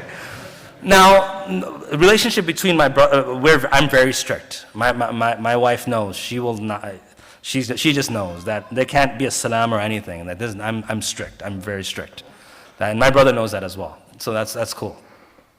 But imagine in a situation like this where there's not that strictness. Then husband and wife get in a fight. Shaitan comes in. Brother-in-law begins to console. It's not a big deal. Now she notices the similar qualities that attracted her and him, and he notices as well. And at the same time, she notices the beneficial differences. Hamul maut. Brother-in-law is death. Now that's brother-in-law. Father-in-law technically is, you can't marry the father-in-law. But having said that doesn't take away the potential for harm. So if there's a woman who's married, so first of all, I recommend when women and men get married that they live away from the parents for a year or so.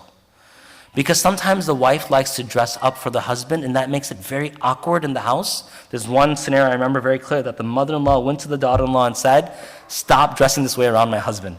Now, she wasn't talking about her son, but she said, my husband's in the house and he's seeing you. And there's some years between us now. Don't dress this way around my husband. And so the father-in-law should be treated, yes, as a type of father. But at the same time, apply the adab there. So what does that mean? That means circumstantially it's sort of different. I can't make a blanket statement. But what you want to do, you want to recognize that he's still a human being, just like anyone's a human being. And although he has no ill intentions or ill lust, I'm not saying that any of that is there. At the same time, don't compromise yourselves. That's what I'll say right now. You can talk to me in particular. How to help the oppressor. You stop them in their oppression. That's the hadith. So if there's someone who, for example, does these things, you tell that person, I know what you're doing. I know what you're doing. And Allah has veiled you to this point. But imagine if He exposes to the world. We need to get you to help you to stop. If this person is serial in his or her oppression, then now the community needs to know. Because what happens when people go to that person, they will also become compromised. The community should become aware. I'm not saying backbite. But at the same time, you should not allow the community to become compromised under that situation. And I have very specific examples I can give. I don't want to give them openly right now because they might not be applicable. But be smart about it. You should tell that person that we need to stop and we need to do X, Y, and Z to fix this. If not, I'm going to go public with this because people have been affected. I've had 3 or 4 victims come to me about you, and we need to stop this. Is it permissible to disown a relative that has abused members of the family? I mean, you can never really disown Islamically. You might have to cut off communications. If there's a reason to cut off communications, and Mufti Saab, correct me if I'm wrong, but if there's a reason to do so, then they should do so. Yeah, if there's a reason for it. I don't want to make someone, I don't know what I just did, I touched something. There we go, okay. To cut them off, then you cut them off. And that's it. And don't say, oh, well, they're good people. And they might be good people, but they made a serious mistake. And now there is a sense of accountability. I'm not trying to break up families, but at least hold the person accountable. At least tell the person, we know what you did. And now my daughter's not coming, my son's not coming to your house anymore alone. No sleepovers at your place, etc. How can one contact the Shaykh's wife to talk about some masail? If you're talking about my wife, then you can contact Dar es-Salaam. They have her email address. They have my email address. So you can contact Dar es-Salaam and we'll get you in touch with her, inshallah. So she's a therapist, she's also a scholar.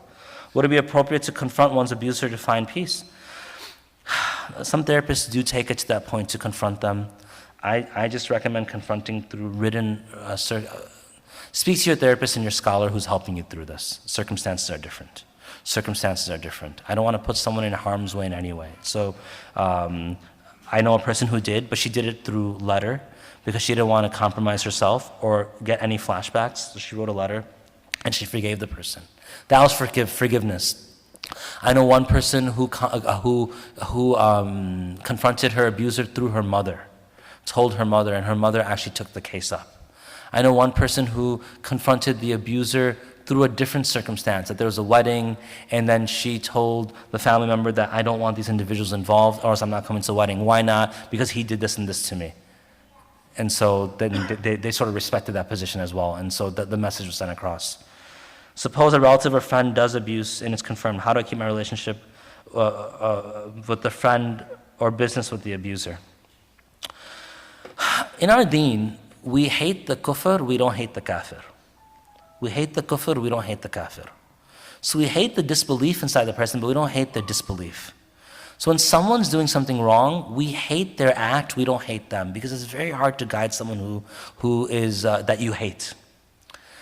So if you know someone who's doing this wrong, I would set some guidelines. Personally, I would say that, look, I understand that you've made mistakes. I want to help you on the path of recovery and leaving this, and the path to piety.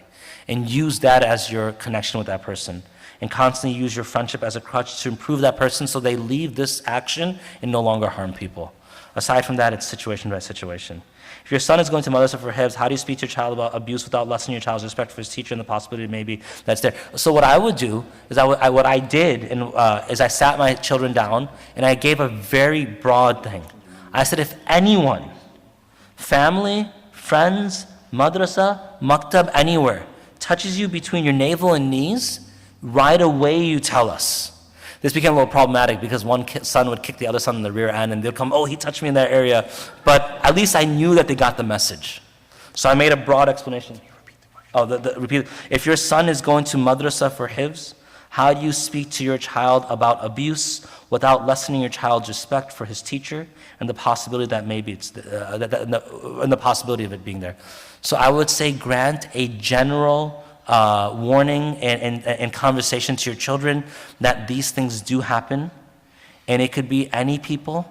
I don't want you to judge and assume people will do to you, but at the same time take these steps. Try not to be alone with someone of the opposite gender. Try not to be alone with someone very old. There's this story, and I couldn't find the confirmation of this. That Imam Abu Hanifa rahmatullah alayhi, when Imam Muhammad al-Shayban rahmatullah alayhi began to study with him, because he was younger, And men, before we go through puberty, especially when facial hair grows in, we have a lot of feminine characteristics. The boy before puberty, the body is sort of slender like a woman as well. And so the story, again, I couldn't find the citation for this, and there's a reason I'm mentioning this. Imam Abu Hanifa rahmatullahi alayhi would not let him sit in front of him. He had to sit to the side. Then one day when the sun cast a shadow and he saw there was hair growing from that child in the face, then he said, you can sit in front of me. Now, why am I mentioning this if I don't know the citation? The reason I'm mentioning this is the fact that people have quoted this today, even without knowing the citation, shows that people are conscious of the potential between having a young child and a teacher in the same room without having the proper mechanisms to avoid any issue. What other reason would we mention the story? That story is mentioned in so many gatherings because people have recognized that this is an issue. This is an issue. Even if, let's say the story is made up. We don't know, but I don't want to mention a story that's made up. So in most cases, if I heard a story like this, I would not mention it. But I'm mentioning it because I heard it from so many different people as a warning to me that when I become a teacher, that if the Salaf or even the current ulama care so much about this potential wrong interaction, that they say stories like this, I should also keep that in my forefront. So go ahead, speak to your child openly. If anyone at public school, private school, Islamic school, on the basketball courts, in the locker rooms, etc., if they say something inappropriate or look at you in a way that makes you question their intentions, or ask you to come in their car, or come over in a way that's not appropriate, or touch you in ways that, not a handshake, etc., then you let us know right away, no matter what threat they put. And I told my kids, especially if they're threatening you, that's a sign that what they're doing is wrong. Islamically, what is considered evidence for sexual assault? Is the victim's accusation sufficient? Should they cut ties if they are family? I cover the cut ties part. Consideration for evidence of sexual assault. I've spoken to a few different ulama about this. So it's not like you need 4 victims, but Islamically, we have to protect both individuals. One who could be wrongly accused, that has to be protected. And definitely the victim has to be protected. So in those situations, I would say you go to a mufti. What I've done in these situations, I've taken the case to a mufti or someone who works in a Dar al-Qada type institution, and I've run down that situation with them. And I usually go to 2 or 3 different people who can help me, because if sometimes one person just says no, but 3 or 4 say no, this is definitely enough evidence, and then with that council of ulama, I'm able to come to that conclusion. But I can't tell you right off the top of my head. But sometimes there's key things there. The victim's accusation, if this collaborative evidence, for example, multiple people are stepping out. Now you might say, well, multiple people might be making it up. That's true. This is why Islamically there has to be checks and balances that are there. But look, it's haram to touch a person of the opposite gender, right? And so in that way, anything for us Islamically is in some way sexually inappropriate. So at least that much should be addressed, that the person touched me. Intent or no intent, the person was not supposed to touch me. And that's sufficient for me to move forward, at least with some concern. Why another Sahabi who didn't commit the rape and was not accused of the woman take the blame? Okay, I may not have explained this properly. The woman, when this happened to her, she went, once the Muhajirun helped her, then was brought to the Prophet ﷺ, she said, this man committed this heinous act against me. When they were taking that man for punishment, another Sahabi stood up and said, no, Messenger of Allah, it was me. That man's innocent. And the point of that is to show the Prophet took the woman's word seriously. The woman did not identify the man correctly. It was an incorrect identification. The one who stood up second was actually the correct wrongdoer. He was the wrongdoer, and he was rightfully punished for his transgression. But one of the points I wanted to make there is not that we should take justice into our own hands. That wasn't my point. My point was, look, the Prophet ﷺ was careful to take the woman's word very seriously. So in such situation, it should be brought up to someone who can do something, especially someone who can do something, and let that person now take the proper steps. To have your father, there's this case, I didn't read as much about it. My wife showed me a video on her phone. Is it Nasser or Nasser? This person from Michigan, he was involved in abusing women, hundreds of women. So my wife showed me this clip about in the courtroom, like a father stood up in front of the judge and said, I just have one request. Give me 5 minutes alone with that man. And the judge said, You know I can't do that for you. He said, okay, fine. Give me 1 minute alone for that, with that man. Just 1 minute in the room alone. Just need 1 minute. And she said, as much as I want to, I can't let you do that. And he said, well, I'm sorry, I'm going to do it anyway. And he attacked the abuser. And then he was tackled. But if you just look at it, people are crying, people are yelling. Look at the damage that caused. Look at the damage that caused. So we have to recognize all that's psychologically, physically, emotionally, socially just being destroyed by these transgressions. So in such a case, it's best to take it to someone who can do something and not just have some sort of family militia come in and I think family should step up for the child or for the victim, but not just go do something, because then now what if there's a legal case taken against that person, that this person came attacked me, now the family could be in shambles. Yes, that momentary revenge will not have the long-term longitudinal benefits that a person is seeking.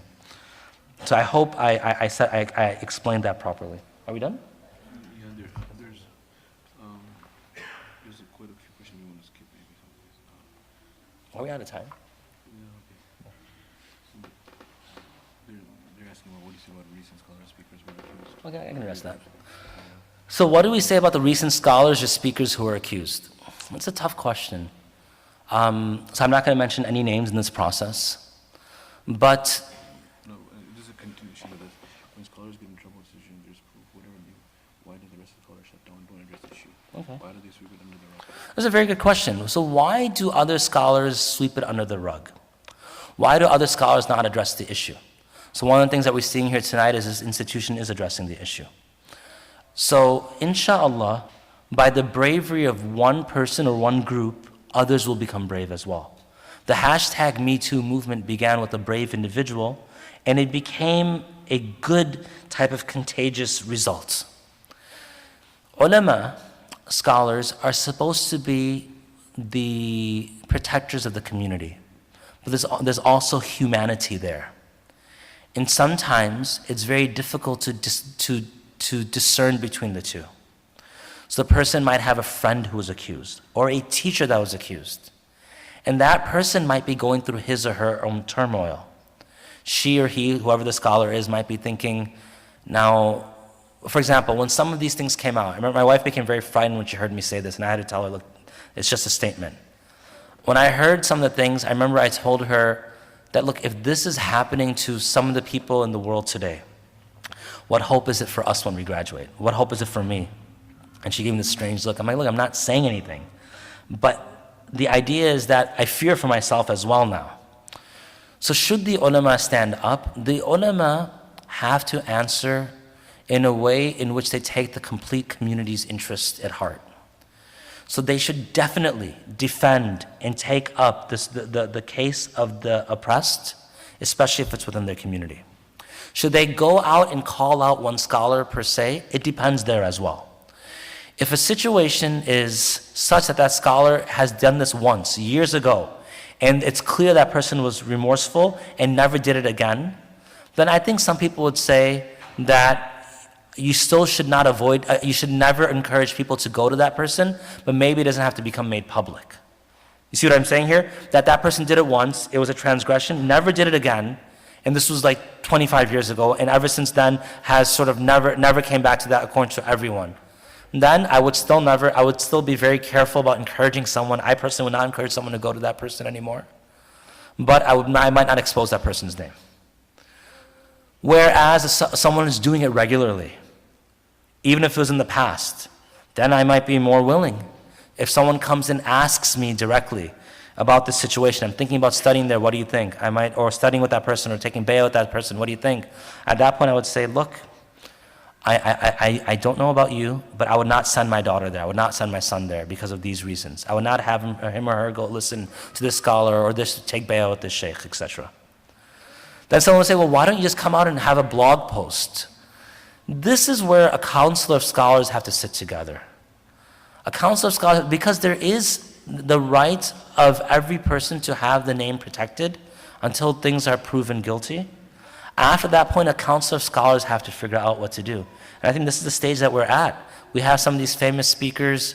I spoke to some scholars who contacted me about certain speakers, And I asked them, so what's the next step? They said, now we're sort of waiting for the next legal steps that are taking place, and we might have to make a statement.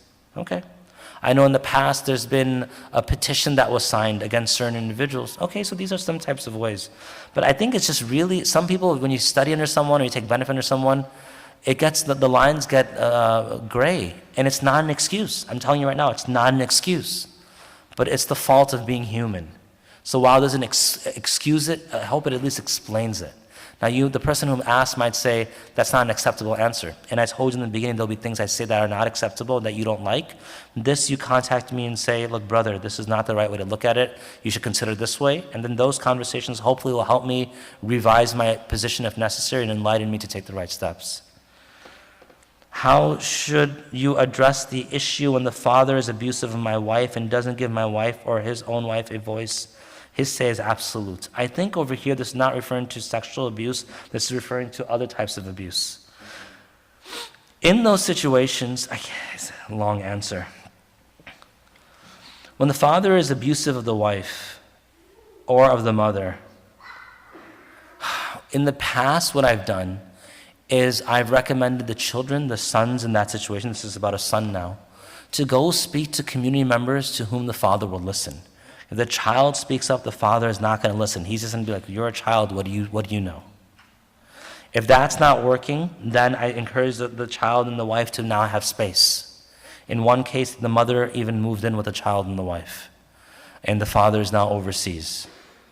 It had to be done because there's certain psychological and emotional abuses that were occurring. It says in hadith that if you hide and don't talk about someone's wrongdoing on the day of judgment, Allah will hide your sins. So if someone commits a sin abuse, do you hide or make it public? When there is something that I am doing wrong that affects only me, then and you see it, you hide it. And Allah will hide your sins on the day of judgment. When there's something I am doing that's going to affect others and you see it, you should inform the party members that need to know. So for example, I am someone who you see is a bit of, the Prophet ﷺ, in the situation when it was it Fatima bint Qais radiallahu anha? Was it Fatima bint Qais radiallahu anha? When two men came to her, Muawiyah radiallahu anhu and another sahabi, and she, after her iddah had expired, and then she asked the Prophet ﷺ, what do you think? And he said, so-and-so, he doesn't put down his stick.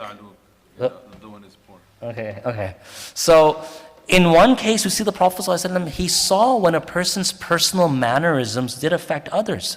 So when Fatima bint Qais radiallahu anha came to the Prophet ﷺ with this concern, because she wanted to get married, one of the two proposals that came, about one of them he mentioned, be careful, he's someone whose stick always stays in his hand. Now, in general, would we consider that backbiting if someone just said it randomly to someone else? Yes. But in this case, it was going to affect her in her marriage. So he said, be careful about accepting that type of proposal. Because if you do, he's going to be abusive and dominant upon you. So sometimes you need to say it. So it's sort of, you have to see the general benefit. I would go to ulama and revise what I'm going to do before I do it. I don't like when people just go on I hate social media. I really hate it. I think it's very problematic. I would revise these things in front of the ulama, sit down and say, this is what's going on. I want to do X, Y, and Z. What do you think? And take their opinion, do istikhara, and then take the next steps. We're done, right? The Fatima bint Qais. I remember one thing. I think we're done. Okay. So it's 9:45. I still got to get back to Milwaukee, and I'm still working. I'm not off yet. So after dua, I'm giving a general salam to everyone, okay? And I'm making my way to the door because I have to pick up 4 kids from my parents' place. I don't know what they've done to it. And then I have to pack them up and take them back to, Omar, are you coming with me? So 5 kids I have to take back. The dentist child as well, so I have to bounce. So I seek forgiveness from all of you. Bismillahir Rahmanir Rahim. Alhamdulillahi Rabbil Alameen. Allahumma salli ala Sayyidina Muhammad wa ala ali Sayyidina Muhammad wa barik wa sallam. ربنا ظلمنا أنفسنا وإن لم تغفر لنا وترحمنا لنكونن من الخاسرين. اللهم آت نفوسنا تقواها وزكها أنت خير من زكاها. أنت وليها ومولاها. يا مقلب القلوب ثبت قلوبنا على دينك. يا مصرف القلوب صرف قلوبنا على طاعتك. يا مؤلف القلوب ألف بيننا وبين قلوبنا. يا أرحم الراحمين يا أرحم الراحمين يا أرحم الراحمين أنت رب المستضعفين وأنت ربنا لا إله إلا أنت سبحانك إنا كنا من الظالمين ربنا آتنا في الدنيا حسنة وفي الآخرة حسنة وقنا عذاب النار ربنا اغفر لنا وارحمنا ربنا اغفر لنا وارحمنا ربنا اغفر لنا وارحمنا اللهم اهدنا واهد بنا اللهم اهدنا واهد بنا اللهم اهدنا واهد بنا اللهم أنت ربنا لا إله إلا أنت خلقتنا ونحن عبادك ونحن على عهدك ووعدك ما استطعنا نعوذ بك من شر ما صنعنا نبوء لك بنعمتك علينا ونبوء بذنوبنا فاغفر لنا فإنه لا يغفر الذنوب إلا أنت.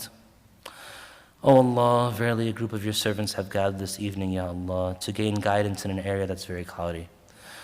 If this was the great time of the Prophet ﷺ, there would have been so much clarity tonight, Ya Allah, but we leave just as confused as we've come in. O Allah, that is the fault of the speaker. O Allah, forgive me for this, Ya Allah. But O Allah, illuminate the hearts of all the listeners, online and in person, those who intended to come and those who were unable to come, Ya Allah, by giving them guidance and clarity, Ya Allah.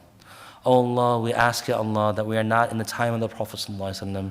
We are not able to open our eyes and see him sitting in front of us. We're not able to hear his words. So, O Allah, we ask, Ya Allah, that you let him come in our dreams, Ya Allah, and that we're visited by him in our dreams, Ya Allah. And on the day of judgment, you let us drink from his hands at the Hawd of Kawthar, Ya Allah. O Allah, O Allah, O Allah, you gave us tawfiq to come to your home. You invited us into your home, Ya Allah. O Allah, in this world, when someone abuses or wrongs someone, they never invite that person to their home. Oh Allah, we have wronged you, Ya Allah. We have sinned against you, Ya Allah. And you are so merciful. You've opened your doors to us. You allowed us to stand in front of you in Isha and converse with you, Ya Allah. Oh Allah, you put us in a gathering. When we leave, the angels will bring our names to you and you'll forgive our sins, Ya Allah. Oh Allah, oh Allah, this is your great bounty, Ya Allah. This is your being Kareem, Ya Allah. So, oh Allah, we ask, Ya Allah, that you continuously shower upon us your bounty, Ya Allah. Continuously shower upon us your guidance, Ya Allah. Oh Allah, you made us from the ummah of the Prophet ﷺ when we did not deserve to be guided, Ya Allah. Oh Allah, let these be signs that on the day of judgment you will also forgive us and put us into al-firdaus ta'ani hisab, Ya Allah. Allahumma inna nas'aluka hisaban yasira. اللهم إنا نسألك حسابا يسيرا اللهم إنا نسألك حسابا يسيرا اللهم إنا نسألك جنة الفردوس بغير حساب ونعوذ بك من النار اللهم إنا نسألك حبك وحب رسولك وحب من يحبك وحب عمل يقربنا إليك Oh Allah, نعوذ بك من النار يا الله نعوذ بك من النار اللهم أجرنا من النار اللهم أجرنا من النار اللهم أجرنا من النار Oh Allah, we ask, Ya Allah, that these perverted desires that have crept into us, Ya Allah, into our communities, Ya Allah, oh Allah, remove them from us, Ya Allah. Oh Allah, take care of all of our tazkiyah, Ya Allah, cleanse it from us, Ya Allah, cleanse it from us, Ya Allah, cleanse it from us, Ya Allah. Oh Allah, remove it from us, Ya Allah, such, Ya Allah, that we can have purity of heart, Ya Allah. All the different mechanisms and ways that you've allowed us to have some protection in this world, Ya Allah, through the Sharia, oh Allah, let us be able to apply those with in such completion, Ya Allah, that it draws your happiness upon us, Ya Allah. Oh Allah, the victims in our community, Ya Allah. Oh Allah, give them strength, Ya Allah. Oh Allah, give them strength, Ya Allah. Oh Allah, give them strength, Ya Allah. Oh Allah, some victims, Ya Allah, they've left Islam, Ya Allah. Bring them back, Ya Allah. Oh Allah, this is the greatest victimization, Ya Allah, to push someone from Islam, Ya Allah. Oh Allah, their modesty was violated and now their deen has been compromised, Ya Allah. Oh Allah, guide them back to Islam, Ya Allah. Oh Allah, give us tawfiq, Ya Allah, to help those who have been victimized and oppressed, Ya Allah. Oh Allah, let us listen to them, Ya Allah. Let us take them seriously, Ya Allah. Oh Allah, if we're not able to do anything else, let us make dua for them, Ya Allah. Let us make dua for them, Ya Allah. Let us make dua for them, Ya Allah. Oh Allah, if any of these evil thoughts ever enter into our hearts, Ya Allah, purge them from our hearts, Ya Allah. Oh Allah, if any of us are the predators or the oppressors or the wrongdoers, Ya Allah, guide us away from it and forgive us, Ya Allah. And oh Allah, take any harm that may have been caused by our hands away from those victims, Ya Allah. Oh Allah, heal those who have been victimized, Ya Allah, and heal those, Ya Allah, who who are the oppressors, Ya Allah, by stopping them in their oppression, Ya Allah. Oh Allah, grant strength to the ulama and the leaders and the institutions, Ya Allah, to address these topics such that the community sees that they actually care about the general public, Ya Allah. Allah, bless this institution that took upon themselves this mantle despite the fact that it was very controversial, Ya Allah. Oh Allah, this masjid could suffer financially and in its popularity, Ya Allah, because of this, Ya Allah. So, oh Allah, we ask, Ya Allah, that this was kalima of haqq, Ya Allah. This was kalima of haqq, Ya Allah. And this was a great jihad, Ya Allah, for the administration and for the students and for the institution to be able to even host such an event, Ya Allah. Oh Allah, grant them strength to be the forefront in all goodness, Ya Allah. Oh Allah, take care of all their financial needs, Ya Allah. Take care of all their expansion, Ya Allah. Provide for them students and teachers, Ya Allah, who draw into this gathering your barakah, Ya Allah, and who cause your pleasure to descend upon this institution, Ya Allah. Oh Allah, we ask that you forgive all of us our sins, Ya Allah. Forgive us all for our sins, those that we've done and we've forgotten, those that we've done and we're audacious enough to do it publicly, Ya Allah. Those that, Ya Allah, we're embarrassed about, those that we are not embarrassed about, Ya Allah. Forgive us, Ya Allah, and not only forgive us, Ya Allah, turn them into good deeds, Ya Allah. Oh Allah, we ask that you protect us from any punishment in the grave, from the fitna of Dajjal, from the fitna that arises at the time of death, Ya Allah. Oh Allah, we ask, Ya Allah, that you help guide us to be able to educate and teach our children to avoid those things that will compromise their love for you, their confidence in themselves, any type of protection, any type of innocence being compromised, Ya Allah. Oh Allah, we ask that you give us strength when we have these conversations, Ya Allah. Oh Allah, we ask that you give strength to the victims to come forward and to be able to have these issues addressed so they can now begin to recover, Ya Allah. Oh Allah, we ask that you give strength to the therapists and the scholars and the leaders who will have to address these issues, Ya Allah. Oh Allah, we ask that we never use terminology or statements that make people feel isolated or to feel marginalized by the statements that we make, Ya Allah. Oh Allah, oh Allah, we ask, Ya Allah, that you make us guided on your straight path in a way, Ya Allah, that we emulate the sunnah of your Prophet ﷺ completely to the T, Ya Allah. Oh Allah, we ask that you raise us in his company, Ya Allah, that you grant us his companionship and his neighboring us in Al-Firdaus, Ya Allah. Oh Allah, anyone who's passed away, Ya Allah, we ask that you forgive them, Ya Allah. Anyone from this community who's passed away, from the Muslim woman that's passed away, forgive them, Ya Allah. Anyone who's sick, Ya Allah, cure them. Anyone who's financially suffering, Ya Allah, grant them wealth through which they're able to have halal means and give abundant sadaqah and zakah and take care of their own needs, Ya Allah. Anyone who's gone through psychological, emotional trauma, oh Allah, help them, Ya Allah. Anyone having marital issues, Ya Allah, join them together, Ya Allah, and heal those issues. Anyone having familial problems, Ya Allah, solve it for them, Ya Allah. Oh Allah, any issues that may exist that I may not have mentioned, Ya Allah, solve it, Ya Allah. Oh Allah, there have been many requests for du'as, Ya Allah. There have been many requests for du'as, Ya Allah. Oh Allah, we ask that every request for du'a is accepted, Ya Allah. That those who are ill, those who are going through difficulty, that you remove it from them. Those who need something, that you grant it for them. Those who have passed away, that you forgive them. Oh Allah, the time is short and the list is long, Ya Allah. So whatever is halal and tayyib within our hearts, whatever pleases you, whatever your Prophet ﷺ sought from you or sought protection in you from, Ya Allah. What are the Salaf al-Salihin, the Anbiya, the Sahaba radiallahu anhum jami'an, wa alayhim salatu wassalam, ask from you, Ya Allah, that you grant it for us as well. Wa sallallahu ta'ala ala khayri khalqihi Sayyidina Muhammadin wa ala alihi wa sahbihi ajma'in.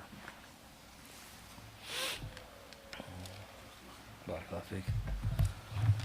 Okay everyone, assalamu alaikum wa rahmatullahi wa barakatuh.